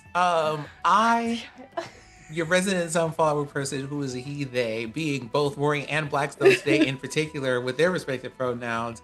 And that is where you can find me here. But when I'm not here, you can find me hanging out with Major Linux and the crew on Tech Talk Thursdays, where we're ranting about tech and gaming and how incredibly irresponsible they are most of the time. And otherwise, you can find me here on Twitch streaming both story-based games when I'm streaming. So MMOs, platformers, Metroidvanias, all of that other wonderful stuff. And am I missing anything? Oh yeah, being here and going into cardiac because Jordan likes to kill me. See, also, because, there's at least another two things. One, if you are familiar with Other Cider Studios and our friends over there, Arcane Core Gifts of Fear, get into it. If you have seen our resident moderator and mental health professional, Mental Lamia, you can go over there to Mental Wellness Presents wherever you get your podcast and go listen to the most recently released episode of 12 Inner Demons, where I am a tired and bedraggled activist who is very, very queer and also very, very attacked for whatever reason. As you do. As you do. As you do. And thank you so much. And Fair. Hi, I'm Farron. I've been Teodora, who is still getting fucked somehow. It's been like 3 episodes. It's fine, I guess. No. But no, you can follow me on socials at Fairbear, Instagram, Blue Sky, TikTok. You can also follow me here on Twitch at Fairbear. Because I stream as well. We do a lot of variety games. We're currently playing Control, Dragon Age Inquisition, and we're going to be starting Assassin's Creed Shadows because that's what my community demanded of me. Woo. And I am, I give into demands once a year. So, but yeah, and if you don't find me here, you can find me over coming back this coming Wednesday, the 14th, over on Dibbles and Dice channel for Philly by Night, The Monster Within. We are coming back for our second season. So the little vampire baby monsters are coming back, and we're going to get into some more shenanigans and see what the aftermath of that brutal cliffhanger that Dimples left us on is. So yeah, join us. That's at 6 p.m. Mountain, so 8 p.m. Eastern, over on Dimples and Dice. Wonderful. I ain't got nothing else, I don't think. And if I do, then just find my links. Oh, you know what? Actually, here's a couple things. One, at Jordan on Blue Sky D&D, Jordan Lee. Tell her that we deserve a level up for all the bullshit. And then 2, there is if you're a user of Discord, they have a questionnaire out asking people what their thoughts on about about potentially integrating AI into Discord. So you should go click on that link and let them know that no, bitch, don't do that. Yep. Agreed. So agreed. I reposted it on my Blue Sky, so you can find it there if you need to. I can't go get the link right now because it'll take too long. So, but just go there. No worries. No, that's a good reminder. I'm also going to shout out, I know Sin did earlier, our resident and wonderful mod Lamia also has a number. I would recommend going and checking out their YouTube, as they do have a number of YouTube videos that are relevant to a lot of things that are going on in our country right now. So in terms of protecting yourself and what to do, what not to do, etc. Please be safe, everybody, or as safe as you can be. We do have a number of resources that I'll be popping up into as well over the next few weeks. I'm on currently a bit of a stream break, minus Ampistrano, that I have I'm announcing it here first. I'm extending through January because I've just learned that your girl really needed a break. So I will just be here for Ampistrano through January, and I'll be back for my birthday month in February for some things as well. But you'll see me around in Twitch and stuff like that. I'm just trying to get ahead of this year and also trying to take better care of myself. So work in progress. So I will be back here next week, but you can also come and hang out in our Discord. Ampistrano, we have new episodes popping out onto our YouTube every Tuesday and Thursday. So if you want to catch up and go subscribe, please go ahead and do so. There you go. I was so close. So yeah, that's it for me. We are going to get out of here, y'all. Thank you so much. Thank you to the incredible mod team for your help today. Thank you so much for all the raids and for anyone that had to raid and run, but also just bring your communities over here. It's so appreciated. We are going to head over to a very dear friend of the stream. We're going to head over to Anoriand, who's doing some Magic the Gathering. I figure it's a nice little wind down for today. So we'll head over there. Thank you so much, and we'll see you all next time. Bye.